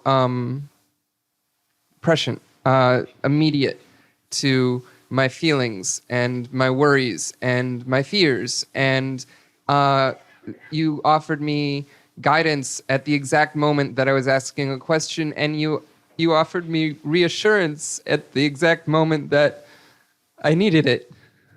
Okay. And I am so grateful. Thank you so much. I'm grateful too that you understood. I love you so much, Master. Thank you. Thank you. Thank you. I love you too, and your wife too. All right, my love. I'm glad it helped you. You're a good kid. Anyway, yes. You're very good. I'm proud of you. In case you worry. I'm proud of you. Okay, I think you're a very good kid. Yeah. Before you came here, even I saw you on TV. You're a good kid. Okay, so don't worry, you're fine. Okay, so now you know the nuns in Buddha time begin from there, from the Buddha's time. Before that, they don't allow women to be nun, because in India, to be a woman, you should never go out alone anyway. Okay, it's dangerous. Yes, and you don't mix with men or outside of your family. But the order of renunciates at that time and before that, it's always men, you see? Men, because they're tougher, they can sit outside under the tree to meditate, they can go out for alms alone. They can endure more, supposed to endure more hardship than women, yeah? Woman is different body makeup, less convenient than a man to be an ascetic, okay? In the old time, monks supposed to be ascetic. Yeah, they sit anywhere, they live, they sleep on the ground, they have just a few belonging. Women cannot endure all that. The Buddha was also worried about that his mother, second mother, was a royalty, lived in comfort and luxury, having servants, day and night. How is she going to bear this kind of life also? Not to talk about anything else. But she was determined. Yeah, she loved him that much, and she believed in him so much. So she determined. And then she has become a good nun. From then on, she became a chief of the nun. So anytime Buddha has some more nun, he will always handle it to her to take care. Yes, she was that enlightened. Yeah, but very humble because she knows, she understands the Buddha, she believes him, and she was enlightened. Very good, very good. But at that time, originally, the Buddha doesn't want any nun. Even after the mother begging him, he still don't want it. Because, a royalty and the mother, how is he going to mix in here? And where does she live? How can she endure all this? And is she going to be so snobbish and all the monks will be very afraid of her because she's a mother of the Buddha and the queen of the country? Whew. These two titles scare any man. Not to talk about monks, yeah? And the Buddha worried that monks also very pure and simple. He worried they might feel oppressed, yeah? Uncomfortable around her. So he said, no. But thanks to whom, Ananda. He kneeled down and begged the Buddha, say, she is your mother. Yeah, you cannot differentiate that she's all sentient being. You preach that all equal. He preached back to the Buddha. He gave back to the Buddha whatever the Buddha said. Equality. All sentient being has Buddha nature. And then say, so I think you should also exercise compassion and mercy on your mother. Then the Buddha has to okay. So that's why in many Buddhist nunnery, they also revere Ananda photo, Ananda image, yeah, because he is the one who helped them to be able to follow this noble path. But maybe it's good for you to know something. Yes, thank you, Master. Yes. So that you know why is this and why is that, nah? If I just read this faster, but you don't know much more than the just the written word. There are history in here, there are background, okay? There are facts, and there are contributions of facts into this and that event, okay? At least you know I'm a real nun somehow, huh? I know something, right, about Buddhism. I don't know how I know all that. It's just too long ago. Somehow I just know, and I read here and there, I guess, huh? Okay, so the Buddha continued. More strict now. If bhikshus, at that time no none yet, so he just talked about monks. If monks do not store away anything but their robes and bowls, yeah. If they give what is left over from their food offerings to hungry living beings. If they put their palms together and make obeisance to the entire great assembly, humility, okay? Monks have to greet each other that way, yeah? Respectfully, humbly. So, if when people scold them and they can treat it as praise, monk, yeah? People scold them, they have to think it's like a praise to them, meaning no feeling of rejection or displeasure, the feeling like they are helping them. Yeah, of course they're helping them to train their humility, no? Or take away some of their karma. All right, so if they can sacrifice their very bodies and minds, giving their flesh, bones, and blood to living creatures, when needed, if needed, yes. And if they do not repeat the non-ultimate teachings of the first come ones as though they were their own explanations, meaning if they repeat the words of the Buddha, they should not claim it as if it's there, like they're so wise and so knowledgeable. But they probably have to credit like, first I have heard, yeah, that the Buddha said that, the Buddha said this, yeah. Not like just talk like, like he knows everything, just as if he's the Buddha himself, possessing all this wisdom. Then it's like also like stealing, pretentious and faking, like faking. As if they were their own explanation. They should not, okay? Misrepresenting them to those who have just begun to study. Then the Buddha gives them his seal as having attained true samadhi. If any monks, who are so humble like that, and who are so frugal and ascetic like that, and also never claim whatever teaching from the Buddha as if their own, were misleading those people who just came, who doesn't know who's who doesn't know that these teachings are from the Buddha, yeah? Misleading them, let them think that this is this monk's teaching. Then the Buddha will certify him as attains true samadhi, means attain true wisdom, stabilization in his enlightenment, station. What I have said here, what I have said here is the Buddha's teaching. Any explanation counter to it is the teaching of Papir. As usual, he said that. Whatever he teach right here, right now, at that time, was from the saint. Truly saintly teaching, holy teaching. Anything else that is opposed to it is wrong. Ananda, though living beings in the six paths, you remember six paths? Low heaven, human, asura, hell, animals, ghosts, hungry ghosts. Though living beings in the six paths of any mundane world, you hear that? Any mundane world. Meaning the Buddha say that there are more worlds than just ours. See that? Yeah. All the planets, not just ours. We have been heard in that from your Supreme Master Ching Hai, right? Now it is certified here.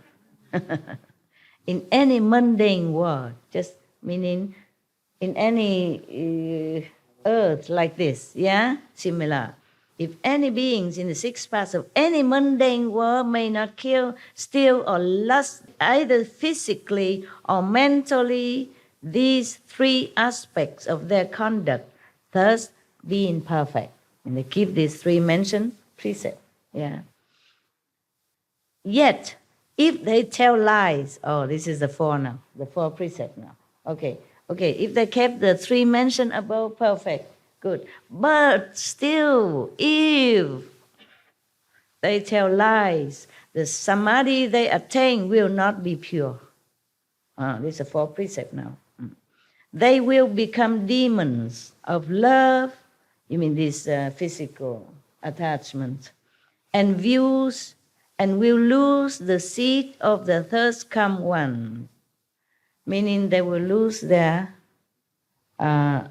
wisdom, their seed of enlightenment to become Buddha. They cut it off. Wow. That means you will never become Buddha if you lie, okay? Even. If you keep the 3 precepts above, no lust, no killing, no stealing, but if you lie, you still cannot be a Buddha. Oh man, that's very strict. Keep it, guys, yeah? As much as you can, huh? So maybe you can become 50% Buddha, 60% Buddha, 80% Buddha. Huh? Or human at least, yeah? Not running around in the vicious cycle of birth and death in a lower realm. Okay, please keep the 5 precepts.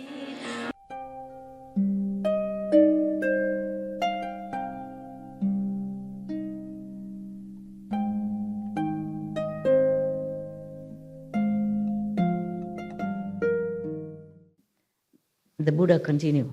They say that they have attained what they have not attained, meaning these demonic practitioners, that they have not become Buddha, but they say they are Buddha, okay? And that they have been certified when they have not been certified, meaning the Buddha or any saint have not confirmed that they have reached Buddhahood, a great enlightenment, but they go around and boast that they do, okay? This is the greatest lie. And for this, you also will go to the non-stop hell, according to Buddha, other sutra that I read. That's the most heinous lie of all, that you say you attain Buddhahood, but you have not. Yeah? Meaning deceiving other beings. And then the other beings, they follow you. They also fall into the same pit. That is why it is so bad. Yeah, this is the worst lie you can commit, because you lead other beings into the false views with you too, believing in your power when you don't have. So if you go to hell, they will have to go with you. Because deceiving also deprive them from a chance to meet the real living Buddha. And that's why it's the worst sin you can commit, the worst lie ever. In Buddha, they say it's the greatest lie that you can commit, unredeemable.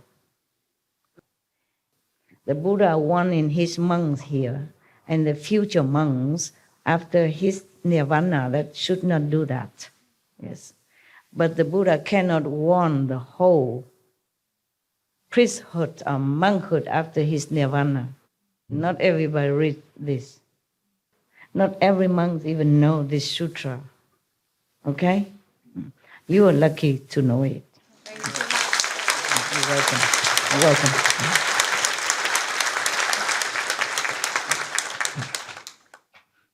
Being a monk and nun is a very noble position, but you have to really fulfill that position with nobility, humility, and above all, enlightenment, before you even go out and preach to others and let everybody believe you. A blind lead the blind or fall into the pit. Yeah. Continue. Perhaps they seek to be foremost in the world. Yeah, fame, fortune. The most venerated and superior person. Buddha suspect that that's why they say they attain Buddhahood when they're not, okay? When they have been confirmed as a Buddha and they are not, okay? So the Buddha very polite. He say, perhaps. He doesn't say for sure they want fame and profit. Perhaps they seek to be foremost in the world, the most venerated and superior person. Perhaps not. Yeah. Perhaps, I also think maybe perhaps or perhaps not.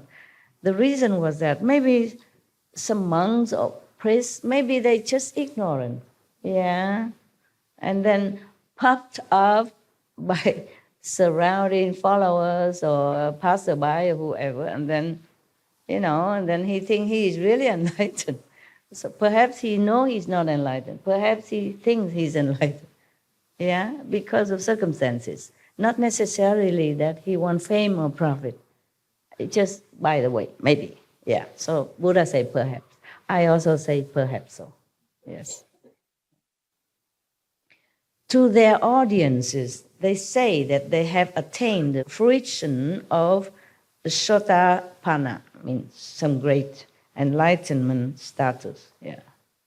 The fruition of a Sakridagamin, the fruition of an Anagamin, the fruition of Aharship, the Pattaya Buddha vehicle, all the various levels of bodhisattvahood up to and including the 10 grounds in order to be revered by others and because they are greedy for offerings.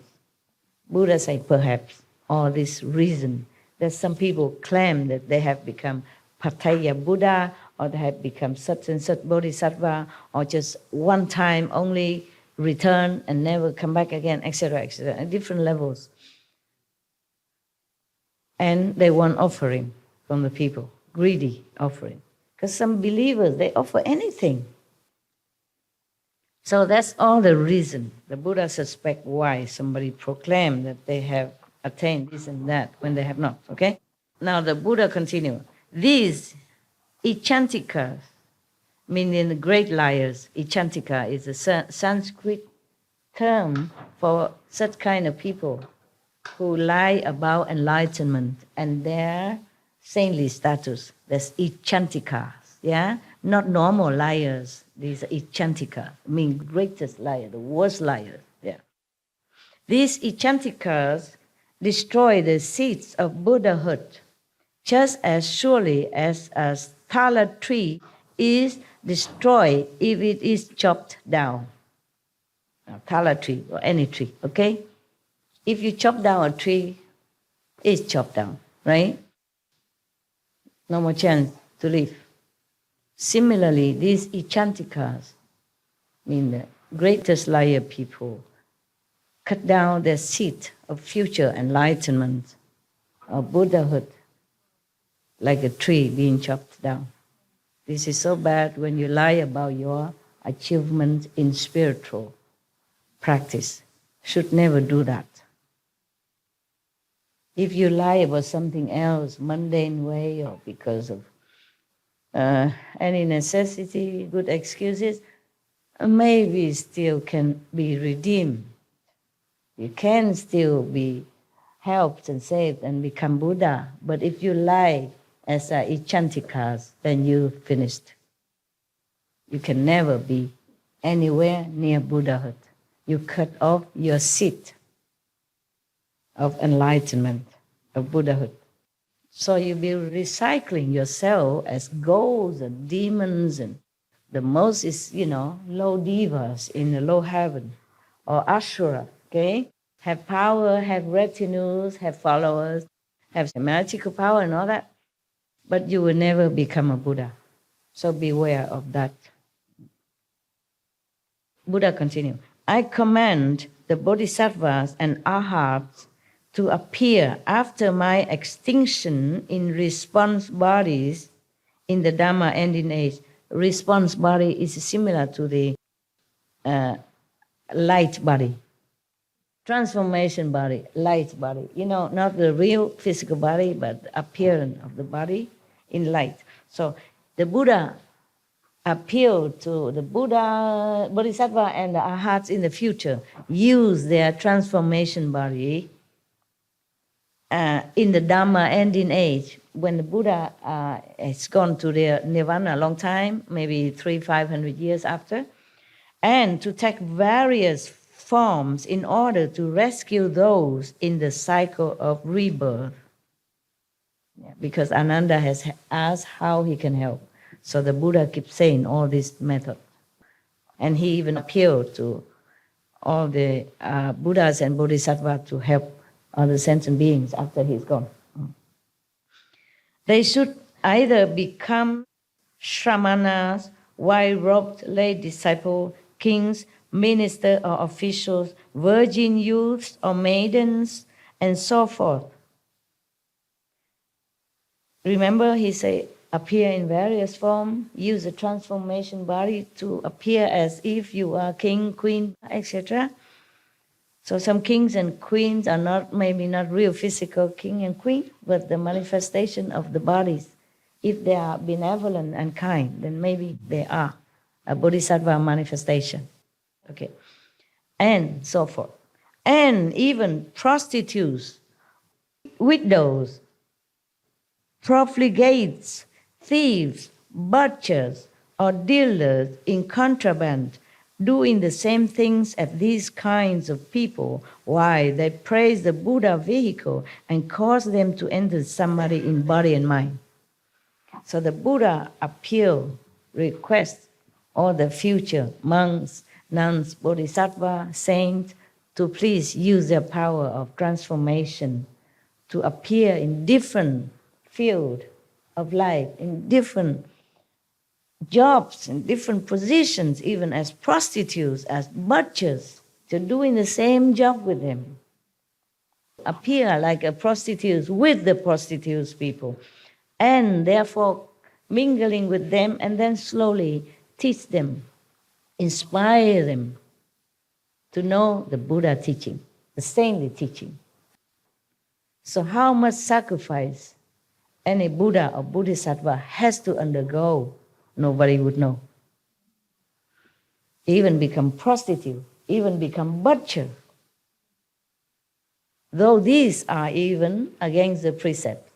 But you, as Bodhisattva, must do it so that you can befriend these kind of people.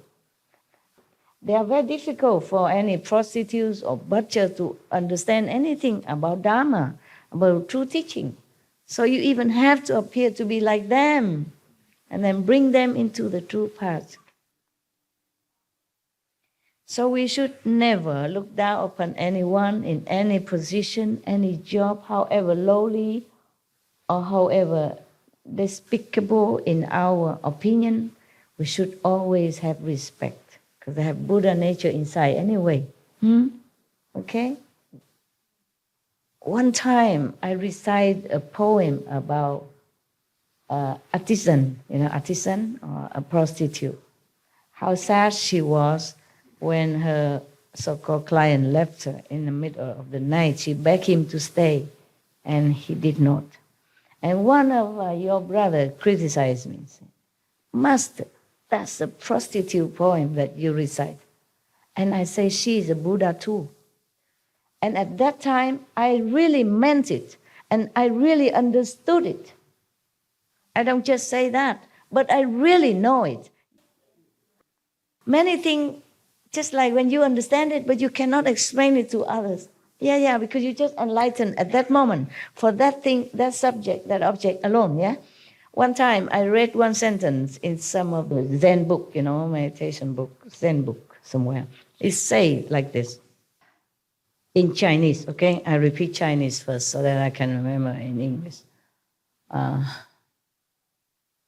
我是自己开悟的，没有人是我的老师。 Meaning, I am enlightened all by myself. No one is my master. I really understood that sentence, deeply understood, knowingly, and know it so well, clearly to me. So, I feel very good. I taught the disciples in Taiwan at that time. I said, you repeat all this. Is this true? Is it true? I even forget that I'm their master. If I told them to repeat like that, how would they even respect me anymore? I did not care because I understood the true meaning of it. So I taught all of them at that time, repeat after me. I alone enlighten myself. No one is my master. Repeat it. And every day we do that. Okay.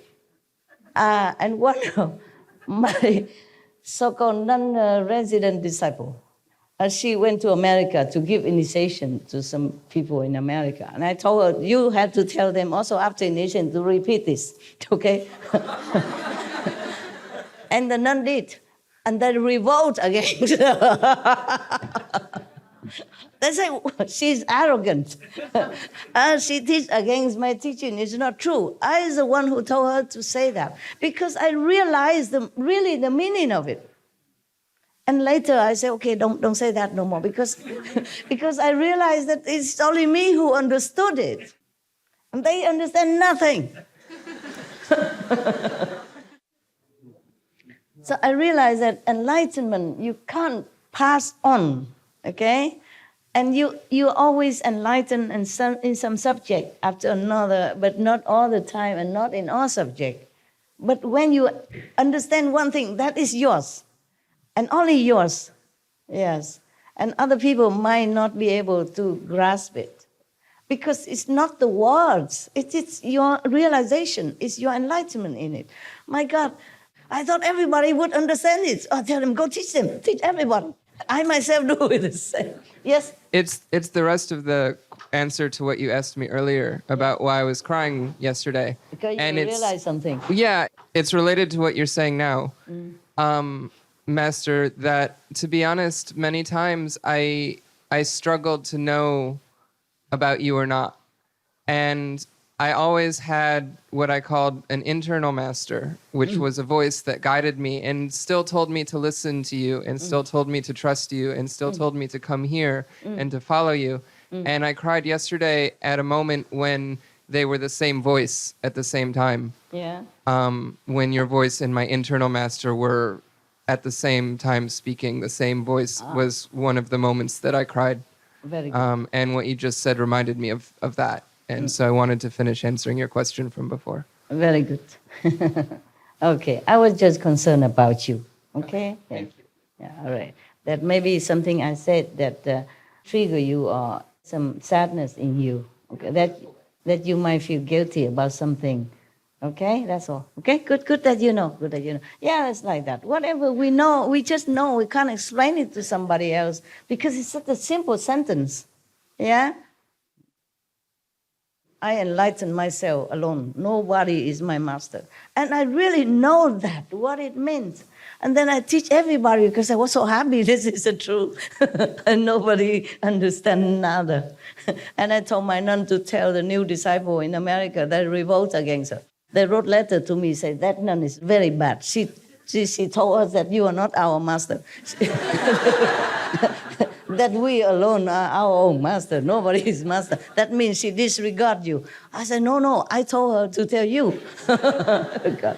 It was a very funny, years ago, decades ago. But this is like that. And later I realized my dumbheit, meaning my stupidity. So I tell them to stop it. They don't understand, so forget that. Yeah. Okay. Just like in some of the Zen story, one of the master, yelled very loud into one of his disciples' ears, and then he was dead for 3 days. But then, after he regained his ear sight again, he come and cried to his master, complaining, said, I don't hear that no more. Understand? When he was deaf, he heard the inside voice, inside music. And when he regained his ear sight again, it's usual he tried to listen outside, and then he won't get it no more. Yeah, similar like that. But don't ask me to yell at you, it's different, okay? That master and that disciple is a different situation. Just like I say, I'm alone enlightened, and no one is my master, And I understand that completely. But I don't know how to explain it to you, okay? Okay, now, continue. Before the calendar ends. So the Buddha even request of the monks, saint people in the future. After the Buddha went to Nirvana, he said, you do this, do that, do anything you can to awaken other beings, to lead them into the true path, to be even prostitutes, butcher. Imagine, you are saint, enlightened, knowing, and you have to use your power to manifest yourself as a real, like a physical prostitute, as a real physical butcher. in order to befriend these people who's supposed to be in a lowly spiritual level, who has no chance to know any master because of their position, okay, and their background, and their companies, and their job. Very difficult for them to understand anything. So you, the saint, have to use your spiritual power to be like them in order to teach them the right way of life, the right way of life. Even Jesus say he forgave the prostitute, meaning he probably gave her initiation, and even his disciple roar at him, criticize him. Give her initiation, and then people, his disciple, criticize him. So only enlightened masters are non-judgmental, okay? Are so tolerant, so loving, and so kind. I made some offering, a substantial sum offering to a temple in Europe, because I knew the old abbot, he's gone now. He's gone now, the new one coming. The old abbot was an ascetic monk, very good monk. He's mostly skinny, and very funny, very funny. He went to my house, sometimes stay in my house, also, of course with other disciples. And he and other monks are very much respectful of me and loving me very much. So I still remember that temple, and I gave some donation to repair the temple and all that. I have reverence and love for the old monk, the former abbot. Sadly, he's gone.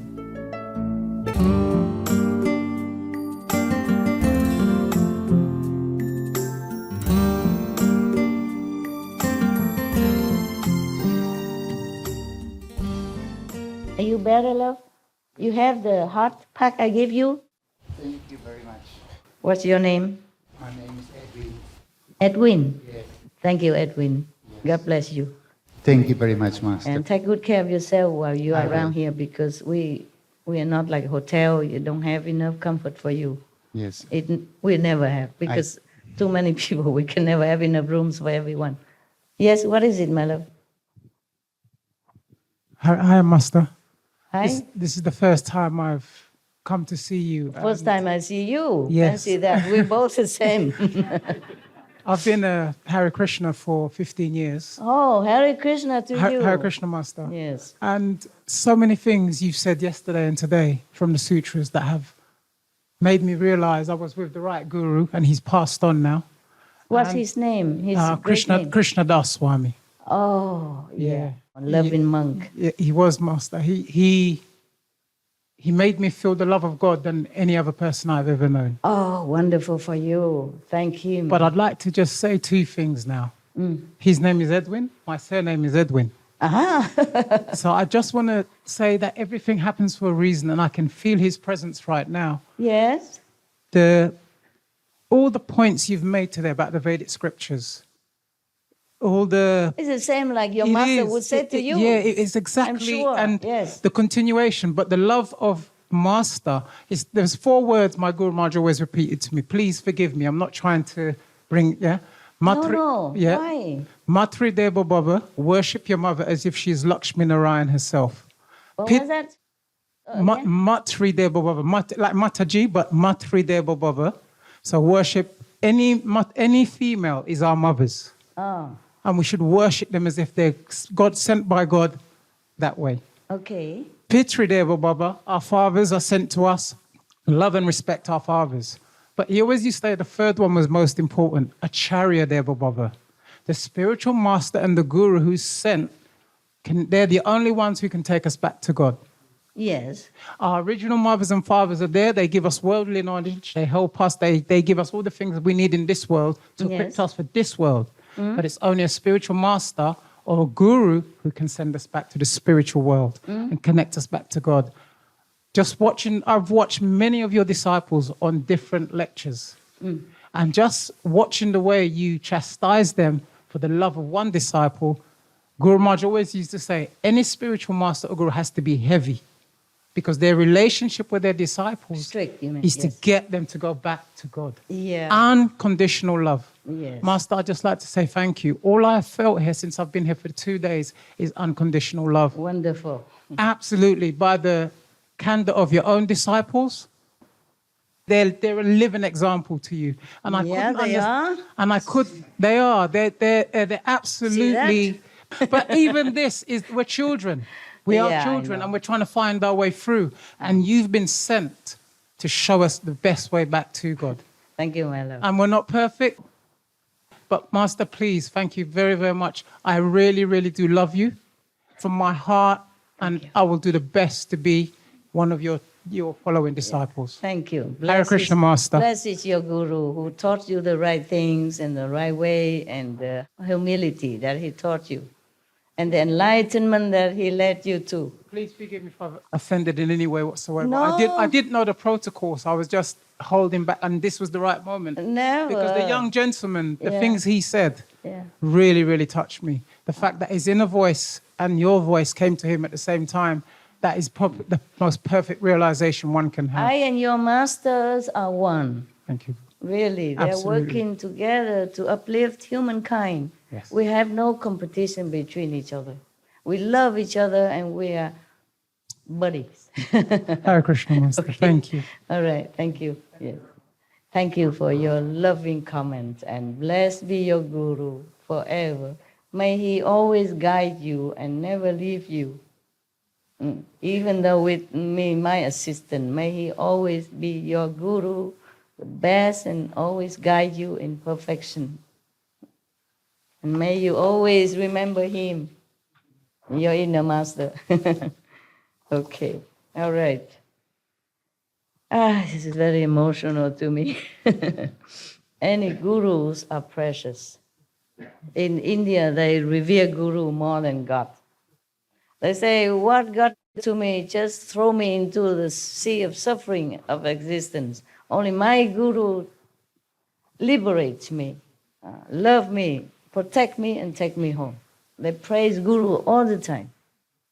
Please forgive me again. I don't mean to interrupt, but there was what you said about because I've followed martial arts all my life. So when you said that about these things, the Shaolin monks have this, yes, the candles burnt upon their head as a self-sacrifice that they will do the best they can for mankind. Yes. Even what they're learning is to serve their nation, to serve their community. Yeah. So when I heard you say that, after all this time, it was such an enlightening thing to understand why these three. It was really, really wonderful. I never mentioned it before. Yeah, and having come here, all the Shaolin monks, all the Buddha Dharma, everything is this whole place. It just happened already. Absolutely. They exist before we bought it. So I just keep it as is. No, I was going to maybe ask for Jesus statues outside and some other master to put around to compete with all these monks.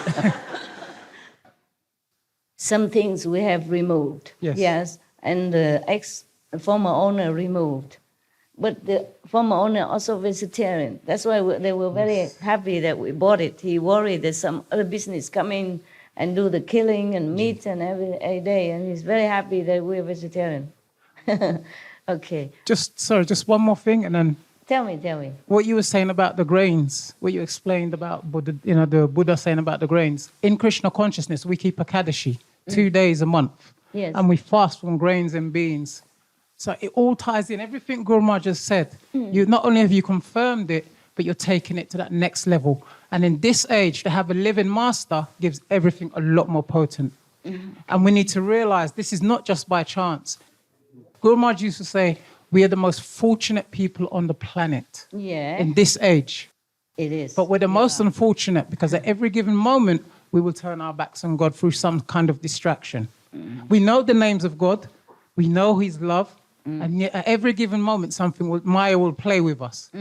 But we are the most, in this age of Kali Yuga, we're the most treasured because every person we meet, we're given God's name or his love in some way. Yes. And your disciples do live to this. You're the first person I hear who talks about the planet or the cosmos or the universe as one. You care so much about all the living beings.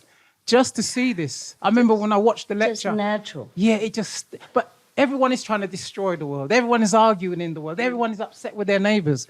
And here comes Master who just talks about saving the planet.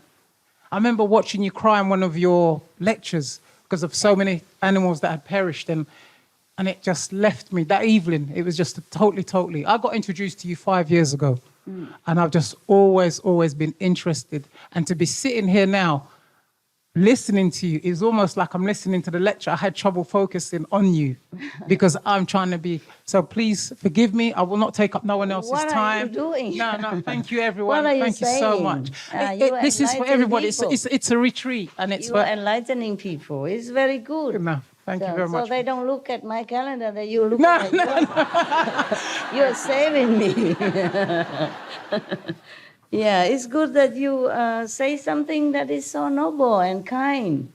It's you uplifting them, you enlightening them.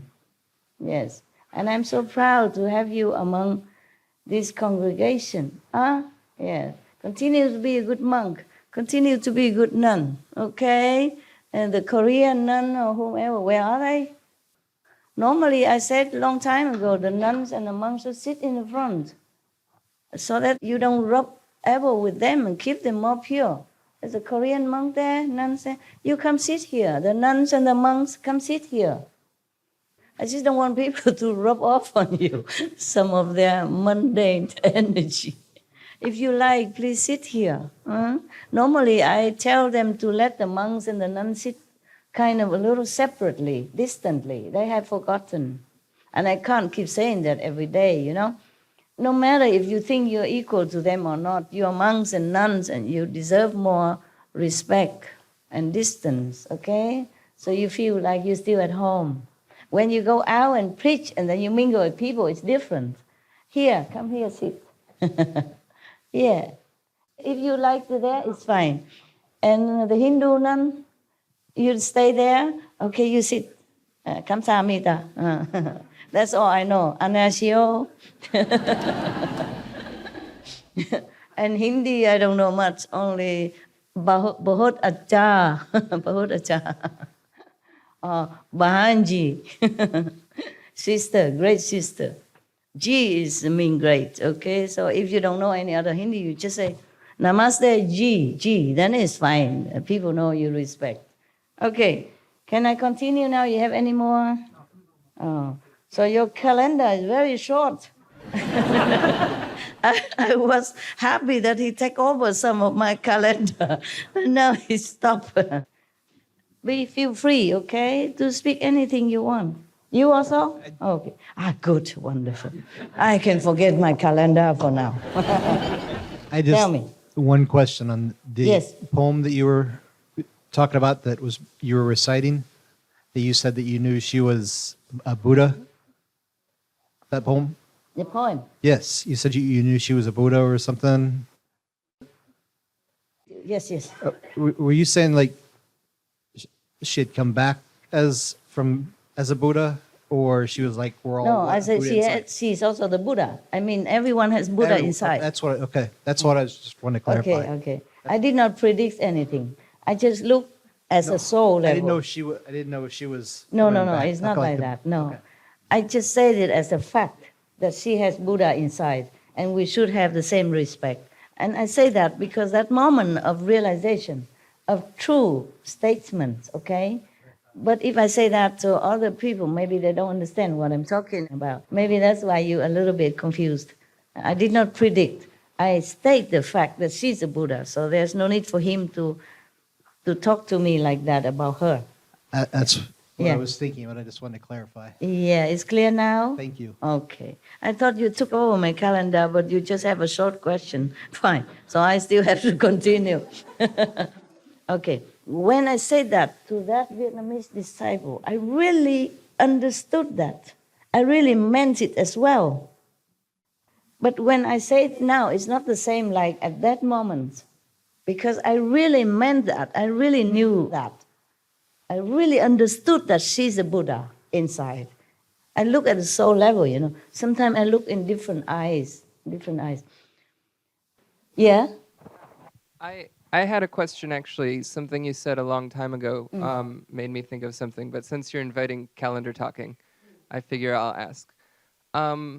It's about doubt, Master. I wonder about how doubt works in the mind, because it's interesting that sometimes it seems not like my mind is doubting something that it believes. It's like I have two minds, one that believes and one that doubts. Yes.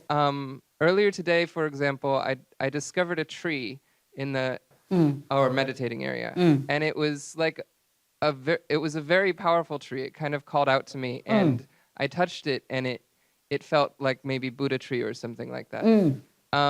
And I felt this powerful energy from it, but I doubted it.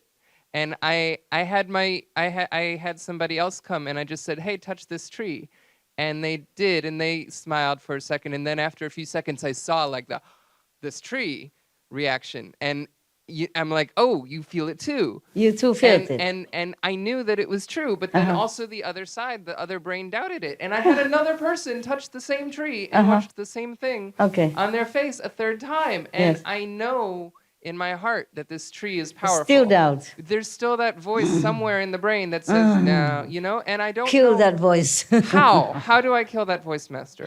Just ignore it. Okay. You're a smart person. You should know which is correct, which is not. I do. Yeah, so then but the listen voice to yourself. Still talks to me. Ignore it, okay? Okay. You're a smart person. You know what's right, what's wrong, okay? Okay. No need to doubt when something is real. I told you guys some times ago, last year or something, in one of the lecture, I say in Sihu, I say this tree, that tree, that. Many of them on the 5th level even. At least 3rd level or 4th level. I found one of them. Yes. So they are in the world to bless the world. How else would they be able to give oxygen to us? I say all the trees, some of them very high level. And I point to some of the trees and see what they are 5th level, okay? And they're blessing the world. And we are the one who kill them without thanking, okay? So you experience one of that. But if you touch a tree again tomorrow, you might not feel the same, okay? It might not reveal itself to you. Okay, so don't be surprised if tomorrow you come touch and, nothing happened. Maybe I was wrong yesterday, and you doubt again. Don't do that. Be spontaneous. Be a child. Except you become a child, you cannot enter the kingdom of God. What is kingdom of God? Is this blissfulness that you feel inside, the happiness, the childlike innocence, fearless, okay? Only love and happiness. That is a child. The kingdom of childhood, okay? Kids, they don't fear anything. They're always happy, okay? All right. I'll tell you one story. Sometimes when your mind is pure, you perceive things around you, and other time you don't, okay? One time I was in Sihu. I took care of some of the workers, SMTV worker or some resident, and I told them they have to buy a sofa because the office is very austere, only a table and a swivel chair, yes, and a computer, nothing else, austere. We were so hurried to make the SMTV that I have not allowed time to do the decoration for them. I said, we have to do it now. The war is starting soon. We must do it now. Forget about decoration because they promised another 2 months until the office finished. I said, why? It's all done. We have table, we have chairs. Oh, we still need to decorate. I said, no. We have to begin now. So we begin without any ado, without any picture or decoration on the wall, nothing, okay? But I say you have to be comfortable, because you work all day and you need some sofa, okay? Sometimes if you're tired of sitting, maybe you can recline on the sofa and do some computer work. So I told them, why are you laughing? That's what I told them, okay? Longer sofa and comfortable so that you can even, resting while you're working. Or when you need to take a rest, a little nap at midday, after lunch, or you just sit there comfy to meditate. They also have cushion, of course, and all that. But I say, no, sofa is more comfortable. so you can meditate. Understand? Yeah. So I told them to buy some sofa. Okay, they bought similar sofa for everybody, including for me. Oh, I told them I hate this sofa. Because it's so narrow, and very high in the back is okay. It's not all that. I say I don't really like this sofa very much. I imagine you would buy, because I didn't see their sofa yet. I only knew my sofa. It's a very narrow and a very high in the back, okay? I say, you okay with all this? They say, okay, Master, okay, we're okay with our sofa. Very comfortable, very comfortable. For meditation or resting, I say, you can also sit there while you're eating, take a rest from your computer. Yes, put your feet on, or meditate, or eating, relax, so you don't always have to work too hard, all the time. Take a break. Sit on the sofa, lay on it, do whatever. Read a book or whatever. Okay, fine. Listen to music, whatever. Okay. So we bought many sofas. I say buy as many as you can put in your room without crowding it, yeah? Without uncomfortably crowding it. So they bought many. They bought some for me too. One. And I said, I don't like my sofa. You like yours? Oh, yes, we're very comfortable. We love it. We use it every day. I said, okay then, as long as you like it, it's okay. I don't want to keep changing my sofa again because it's heavy, People have to buy it and bring it in, bring it out. So I said, okay, I accept my sofa, but I don't like it. I'm always very straight like that. Whatever I don't like, I cannot say, oh, I like, or it's okay. I just say, I don't like. And loud and clear, but accepting, okay? I accept things doesn't mean I like it. I like things doesn't mean I have to have it, okay? So it's just like that.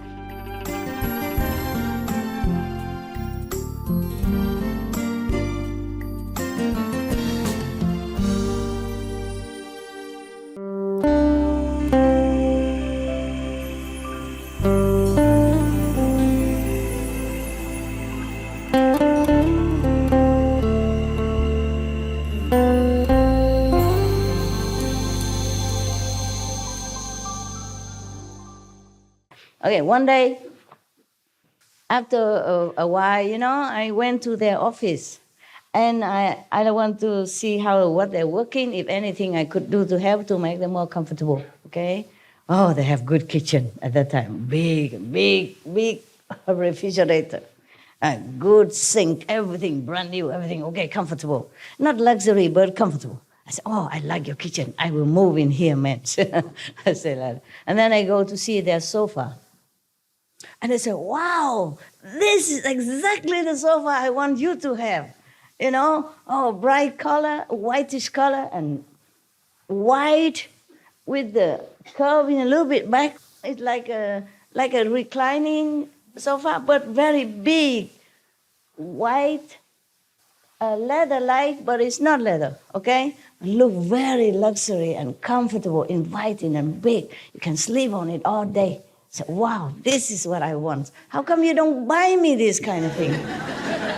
And they told me, Master, you have the same sofa. I said, what? No, it's not the same. Mine is green color, and the back is high and the front is narrow. This is luxury, big, long, reclining, look like a royalty. And they're all very dumbfounded. Master, you had exactly the same. I said, all right, okay, never mind. I don't mind. Whatever, okay, as long as you're comfortable, at least you're comfortable. And I keep wondering about it, why they lie to me. I know my sofa. It's not like that sofa. I know it. And later I keep calling one after another. I say, tell me what kind of sofa you have there. Just tell me, just between you and me. Master, you know it. It's the same in your office. I say, no, I want the truth. I say, Master, I swear to God, it's the truth. Okay. I say, they are not very honest to me. I say nothing. I ask the other guy, describe to me the sofa that I saw the other day. That I look in front of it and I say, it's a beautiful sofa. Describe it to me in color, detail. How big, how long, detail, color, what kind of color. And they told me exactly the same. Exactly the same like the other guy. It greenish, you know. I say, is it big in the front? No, it's okay, about this big. Then just same like my sofa. How about behind? It's like this high, the same as my sofa. No, not again. I told you, tell me the truth. I just want to know why you told me it's the same as my sofa. But it's not the same at all. Why would I praise a sofa when I don't like it? You know?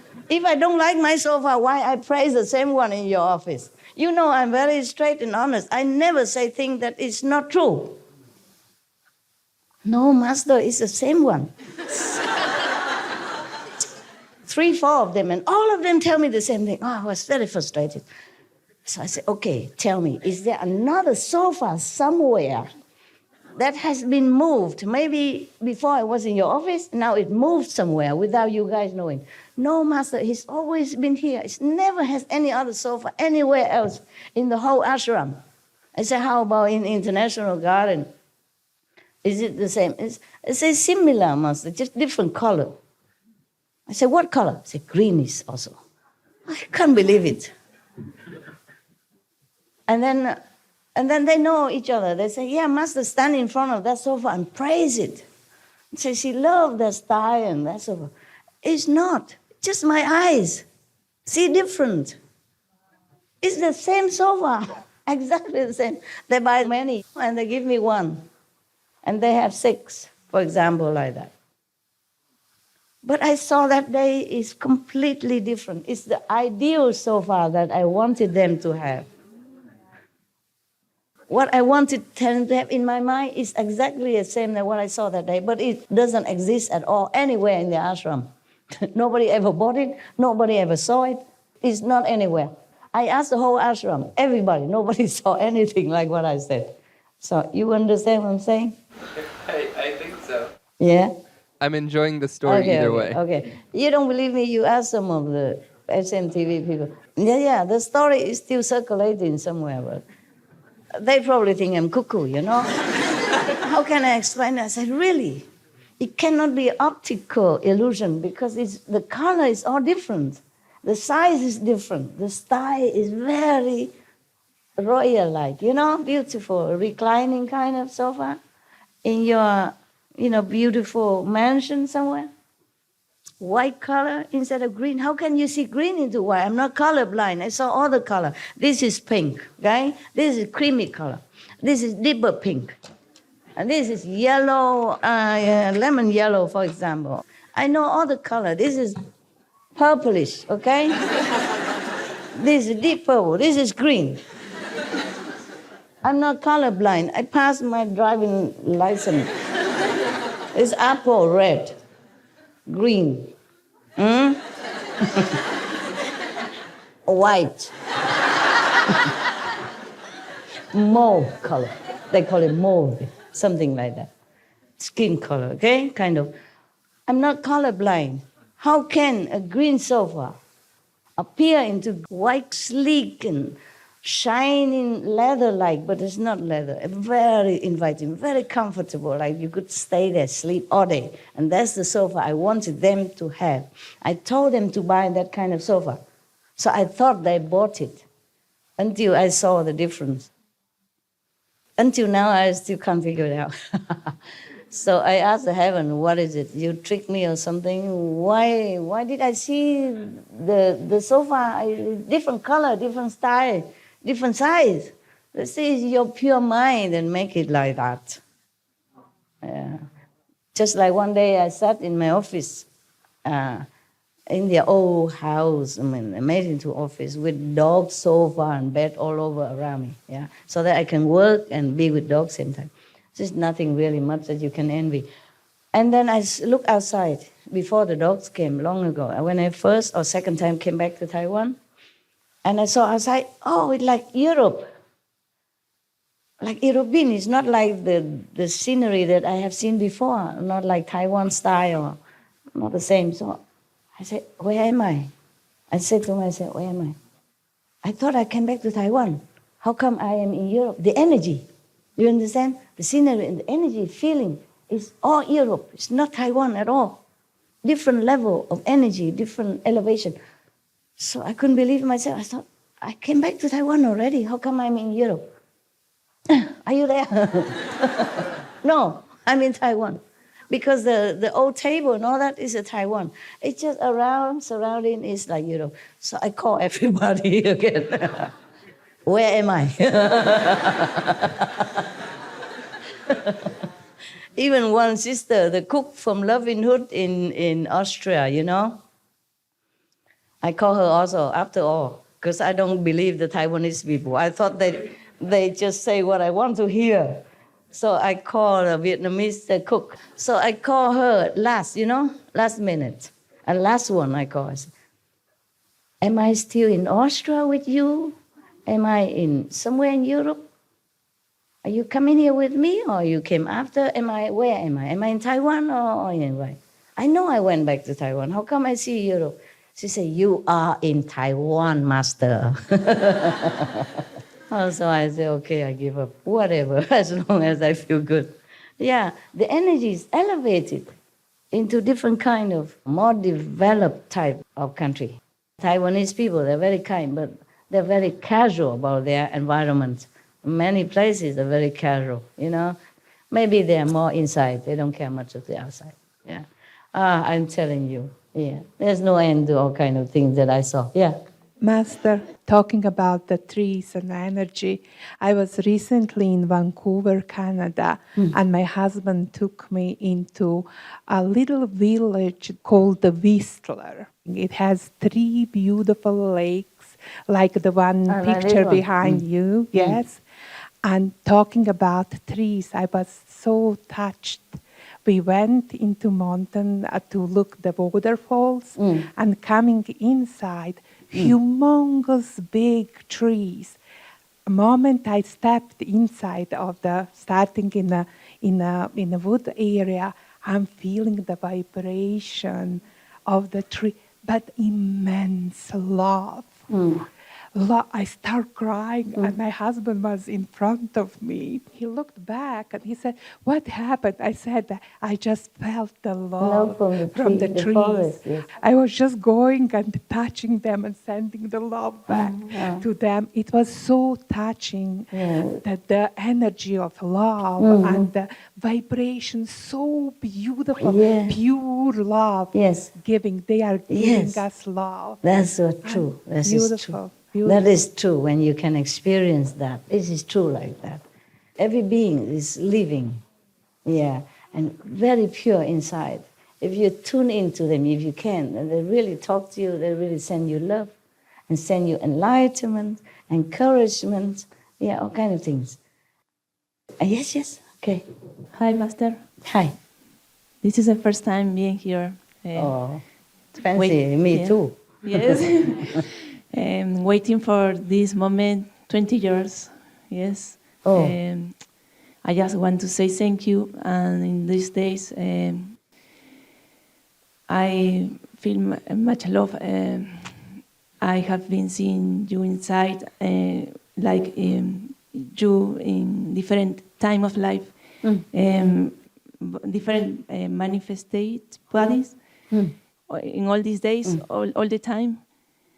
I don't have words for express all I am feeling. Okay, just love. Okay, enjoy. Thank you. And brothers and sisters from Peru wants to. Oh, they're lovely people. Manifest their love too. Oh, lovely. Please send them my regards also, yeah? My love, yeah. Okay, we go back to the Buddha now, huh? Okay, the Buddha said that people should not be lying, should not tell lies. And then the Buddha said conclusively that this is the fourth clear and unalterable instruction on purity given by the first come ones and the Buddhas and the world-honored ones in the past, and also him as well, past, present. Meaning is the true teaching from all the saints, not just the Shakyamuni Buddha. Good. So he said, therefore, Ananda, one who does not cut off lying is like a person who carves a piece of human excrement, he said, to look like chandana, in maybe sandalwood, something. He want to carve a tattoo from sandalwood, but he used excrement instead, hoping to make it fragrant. Yes, sandalwood. He hoped that piece of poo become sandalwood. He is attempting the impossible. Wow, that extreme. The Buddha warns us that if you don't keep the precept, even just one of them, like the lying precept, saying the truth, if you don't keep it, if you don't avoid lying, then you're attempting the impossible, like making a piece of poo become a sandalwood statues, like that, okay? I teach the bhikkhus, the Buddha say, I teach the monks that the straight mind is the bodhimanda, mean the method of cultivation. Straight mind you must have. Mean clean, honest, keeping precept. And that they should practice the 4 awesome deportments in all their activities, since they should be devoid of all falseness. How can they claim to have themselves attained the abilities of a superior person? I mean, if they're not full of truth, yeah? If they are just falseness, then they cannot claim to be a superior person, meaning like sainthood or somebody of great moral principle. That would be like a poor person falsely calling himself an emperor.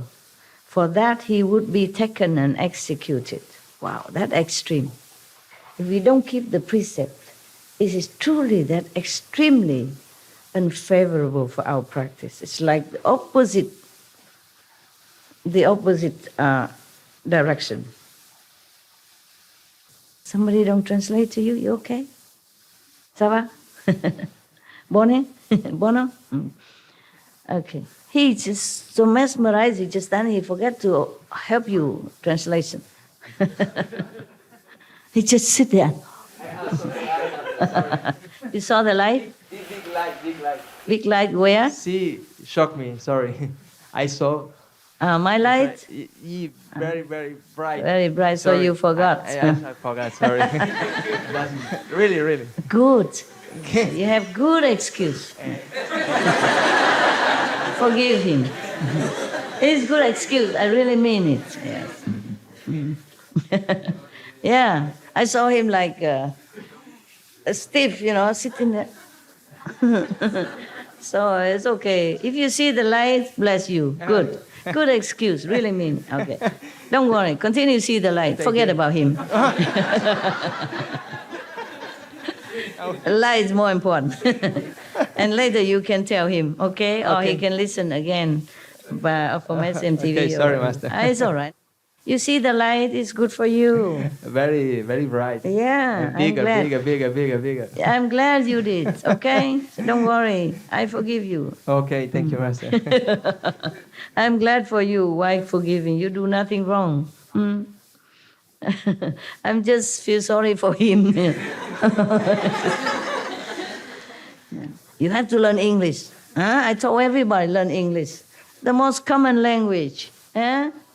Easy to translate, easy to understand. Do you understand? Good. Very good. Okay. So the Buddha say, if we don't keep the precepts, the moral principle, okay, by avoiding tell lie, by being honest, by being compassionate, no killing, no eating meat, by being pure, in body and mind, then if we practice, it's as if we falsely claim that we are the king and we will be chop head. That extreme, that dramatic. That's what the Buddha wants to really, really tell us. It is really important to keep precept. He went into all these extreme examples to make us really understand and believe what he's saying. The Buddha don't tell lie, okay? He would never. What for? He's a monk, okay? He don't tell lie. He has no reason to. He has no reason. If you keep a precept or not keep a precept, would the Buddha become any better? For himself? Benefit him in any way? Make him fatter? More handsome? More worship? No? Yes or no? No. So he has no reason to tell his monks any lie at all. So he told the truth. Yeah. Even then he went to all the extreme parable examples, so that really they have to know this is very, very, very important to keep the moral standard. Okay. My humble opinion. Okay. Now, much less should one attempt to usurp the title of Dharma King. When the cause ground is not true, the effects will be distorted. One who seeks the Buddha's body, in the Buddha wisdom, enlightenment, in this way is like a person who tries to bite his own navel. Can you do that? I can't. No, I cannot. Meaning impossible. Can you bite your navel? No. No? No. Even Supreme Master cannot. You think Master can do everything? No, I can't. Buddha means impossible. If you don't keep the precept, it's impossible for you to be anything but these above mentioned demons, ghosts, and whatever, Yaksha, Dracula, whatever he meant. Yeah. So, who could possibly succeed? He asked a question, but the question answers itself. So, if monks' minds are as straight as the lute string, lute have strings, like instrument, musical instrument. If the bhikshus' minds are as straight as the lute strings, true and real in everything they do, then they can enter samadhi and never be involved in the deeds of demons. I certify that such people will accomplish the bodhisattva unsurpassed knowledge and enlightenment. He guaranteed that even from the mouth of the Buddha. He guaranteed that if we kept the precept and seeking enlightenment through meditation at the same time, he guaranteed that you will be enlightened. You'll be a saint. Yeah. So believe the Buddha, even if you don't believe me. Okay. What I have said here is the Buddha's teaching. The Buddha said again, any explanation counter to it is the teaching of the Papian, means heretic. It's 1 o'clock, not true. My calendar really run out. Okay, tomorrow, yeah?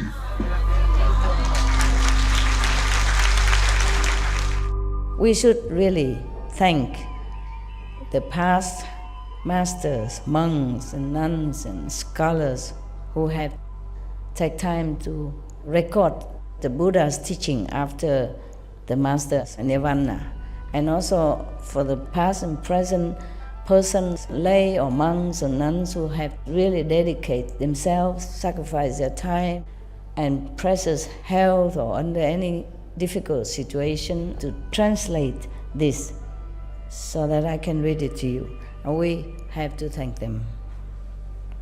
And may they be blessed forever by all the Buddhas, past, present, and future. May their merit be immense. May they be liberated forever. Thank you.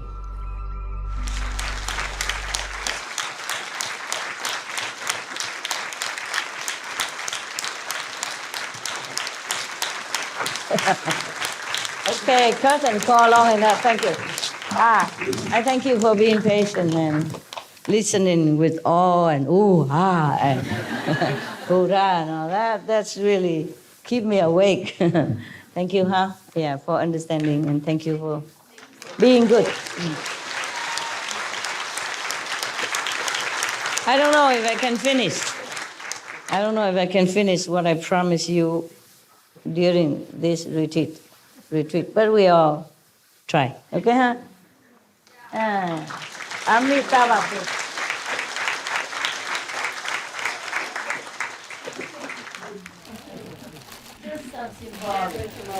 Okay, chocolate. Snowflake. Give it to the old brother Leach. Here, from Ireland. Please. I have so much respect and regard for you guys. So high in age and uncomfortable, still go all the way here to sit on the floor. God bless you. God bless you. God bless you. Yeah. Surely God will bless you.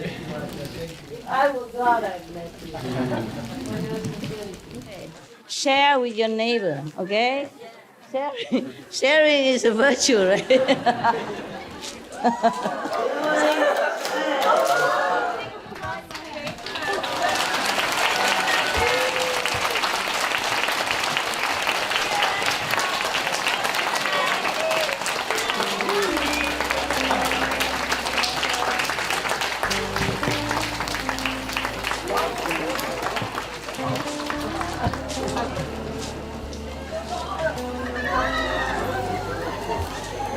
Love you, love you. Buddha bless you. God bless you.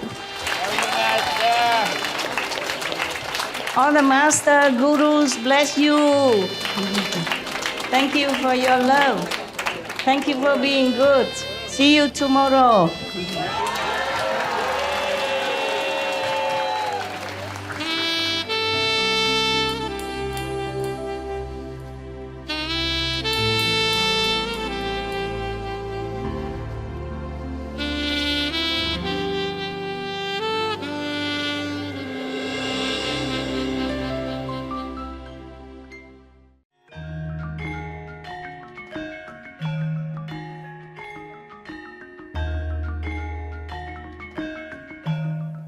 ท่านผู้ชมที่เคารพเราชื่นชมที่ท่านมารับชมสำหรับรายการในวันนี้เรื่องสุรางคมสูตรคำสอน4ข้อที่ชัดเจนและไม่เปลี่ยนแปลงในเรื่องความบริสุทธิ์ละเว้นจากการลักขโมยและกล่าวเท็จตอนที่7ของ7ตอนในระหว่างอาจารย์และลูกศิษย์โปรดติดตามชมโทรทัศน์ Supreme Master สำหรับรายการเชิงบวกที่มากกว่านี้รายการต่อไปคือรายการชุดหลายตอนในคำพยากรณ์โบราณเกี่ยวกับโลกของเราคำทำนายแห่งยุคทองตอนที่36พระแม่ไตรยพุทธเจ้าและการชุมนุมที่ยอดเยี่ยมและมีเสน่ห์น่าดึงดูดใจหลังจากข่าวเด่น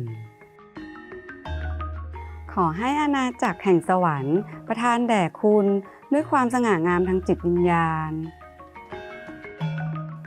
Respected viewers, we appreciate your company for today's episode entitled The Surangama Sutra, the four clear and unalterable instructions on purity, refrain from stealing and lying, part 7 of 7, on between master and disciples. Please stay tuned to Supreme Master Television for more positive programming. Coming up next is multi-part series on ancient predictions about our planet, Prophecy of the Golden Age, Part 36, Maitreya Buddha and the Splendid and Glamorous Gatherings, right after noteworthy news. May the heavenly realms endow you with spiritual splendor. Our programs offer many languages. Please visit suprememastertv.com/schedule and suprememastertv.com/BMD.